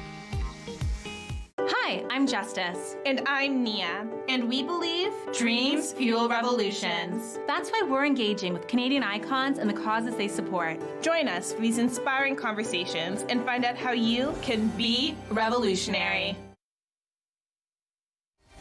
The Sam Laprade Show continues on City News. 101.1 FM and 1310 AM. Welcome back to the Sam Laprade Show. Derek Fage here from Rogers TV filling in for Sam. Sam is off this week. A damning report prepared by Rich Donovan, who was appointed, by the way, by the Ford government last year, says that Premier Ford and his cabinet have failed 2.9 million Ontarians with disabilities. This report goes on to say that, it's been 17 years since the AODA has come into force. People with disabilities still consistently facing barriers in their everyday experiences, from navigating city streets to applying for jobs to accessing public transit and government services. I mean, the list just goes on and on in this report. Here to tell us about his insights and his thoughts on this latest report, David Lepofsky, lawyer, disability advocate, and chair for the Accessibility for Ontarians with Disabilities Act Alliance, joins us on the show. Good morning, David. Good morning. Thank you so much for doing this, David. Really appreciate it. I don't think any of this probably came as a surprise for you, David, but certainly to see it, in a report, a substantial report like this, how are you feeling about what you've seen from the report so far? Angered but totally determined. What Rich Donovan found, let me explain to your listeners what this is all about. Please. In 2005, the Government of Ontario, the legislature, passed the Accessibility for Ontarians with Disabilities Act, that's the AODA, and it requires the province to lead up to become accessible to people with disabilities within 20 years, which is 2025. All parties supported that law, and the important thing you need to know about that law is most legislation comes from the halls of bureaucrats or political parties' platforms. This one came from the people. This came from the disability community. And I know that because I had the privilege of leading the 10-year campaign to get that law passed. This came from us. And on May 10th, 2005, the legislature unanimously passed it, standing ovation. It was a very exciting time. There was a lot of promise here. We knew there was a lot of work, but there was a lot of promise here. Right. What has happened since then is that the government, under successive premiers, have taken some steps, but nowhere near enough. And at every step of the way, we've been saying, here's what more you need to do. And too often they weren't listening. Now, it was bad already by 2018. But when Doug Ford took over as premier, and I want to emphasize, we're not partisan. We're not for or against any party. We work with all of them. When Doug Ford took over, we thought, here's a chance for a fresh new approach. Well, unfortunately, his fresh new approach wasn't to speed things up, but was to take a train that was moving too slow and to slow it down even more. They've done an abysmal job since they took office, and this report says that the previous governments have messed up, but it sees where we're at now as inexcusable. I mean, the reviewer, Mr. Rich Donovan, who's completely independent of all of us, he said it was shocking, his word, that the government has no plan to lead us to accessibility by 2025. Now, we've been asking for just that kind of a plan for years. And the icing on this awful cake is that the Premier of Ontario, Doug Ford, has refused to even meet us. In fact, in the past couple of years, his accessibility minister has refused to even meet us. Now, you're talking to someone on this show who has had several meetings since this law was passed with successive premiers, Bob McGuinty and Kathleen Wynne, and with successive ministers responsible for this. And we've had extensive interaction with the Premier's office over the years and with the Office of the Minister. It's not just meeting the minister himself or herself, but regular interaction with their staff. And it's not because we always disagree. Believe me, when they did things well, we complimented them. But when they did things poorly, we were on the phone saying, hey, here's how to fix it. And sometimes they listened and sometimes they didn't. We can't even get a response from the staff of the Minister for Accessibility. I don't understand. They don't even answer our emails. I haven't talked to them in literally years. And no one at the Premier's office is talking to us. I think what's frustrating too, David. I don't even know who in the Premier's office has these files. Right. You can't find out. I think part of what frustrates me with things like this, David, is that it seems like another one of these symbolic gestures where, as you said, there's, standing ovation and applause and everyone pats themselves on the back that, we made this symbolic gesture and then nothing happens. I mean, why would they not even sit down and talk to a member or yourself as the chair for the alliance? It doesn't make any sense to me, David. I mean, I'm sure it doesn't make sense to you. Do you have any inkling of why they wouldn't even want to speak? You know what? It doesn't make any sense to me because we keep offering constructive suggestions. We are clearly nonpartisan. When the Tories were in opposition, they sure talked to us. They followed our suggestions on a number of occasions. They raised our issues in the legislature. By the way, I'm going to respectfully take a different view for one thing you said. I don't think when this law was passed that it was just symbolic. Okay. I worked with all three political parties. There was a real keen sense that this was a transformative moment. And to be clear, there has been some change. It's not like all of this is a waste of time. Right. It's just that the vast majority of its potential is lost. And the other thing that's important for your listeners to understand, and you mentioned this in your introduction, the government can't dismiss this report by saying, oh, well, who's Rich Donovan? They picked him. Yeah. They picked the reviewer. In other words, under this legislation, every 3 years or so, one of the things that we got built into the legislation is that every few years, the government of the day has to appoint an independent person to review the performance of the legislation. They could have picked anyone they wanted, and they did. But they can't dismiss it on the basis that somehow they don't respect the guy. This is the person they picked. The other thing that I need to tell you is, your listeners heard a lot of coverage a couple of months ago about the death of my old friend David Onley. Yes. Who had been our lieutenant governor. Well, he did the last independent review of this legislation. He released it over 4 years, submitted to government over 4 years ago in January 2019.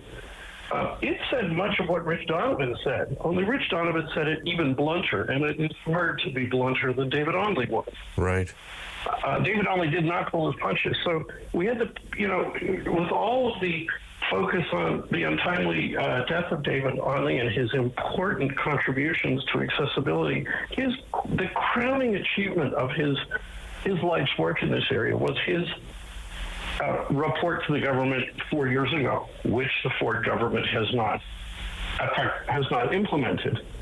And we are 4 years later, and Rich Donovan says it's shocking to him that the government has no plan. Well, David Onley was called for that plan 4 years ago, and we have been on Twitter counting up the days since he rendered his report, and there's still no plan. So, David, what solutions have you offered that they haven't done anything on? Like, I mean, as you said, you haven't just criticized the government, you've offered solutions. What are some of those solutions that they haven't done anything about as of yet? Well, here's a perfect one. Okay. In our schools, we have 2 million students. In our publicly funded schools around Ontario, of them, fully a third of a million, 1 out of every 6 students at least has a disability. They face barriers in our education system.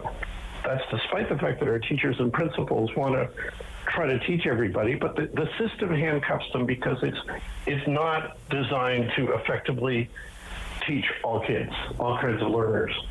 So what do you do about it? Well, we started in 2009 campaigning for a regulation to be passed under the Disabilities Act to tear down those barriers in the education system. In opposition, the Tories were supporting us. They were raising it in the legislature. Kathleen Wynne, why aren't you doing more? And so on. Well, finally, we got the previous government to agree. We'll make one of those regulations. Appointed an advisory committee. I served on it, to identify what should be in the regulation. Well, this government got the final report over a year ago January, detailing what's wrong with the education system, what needs to be fixed, and how to fix it. And it wasn't just a report from disability advocates, though we were there.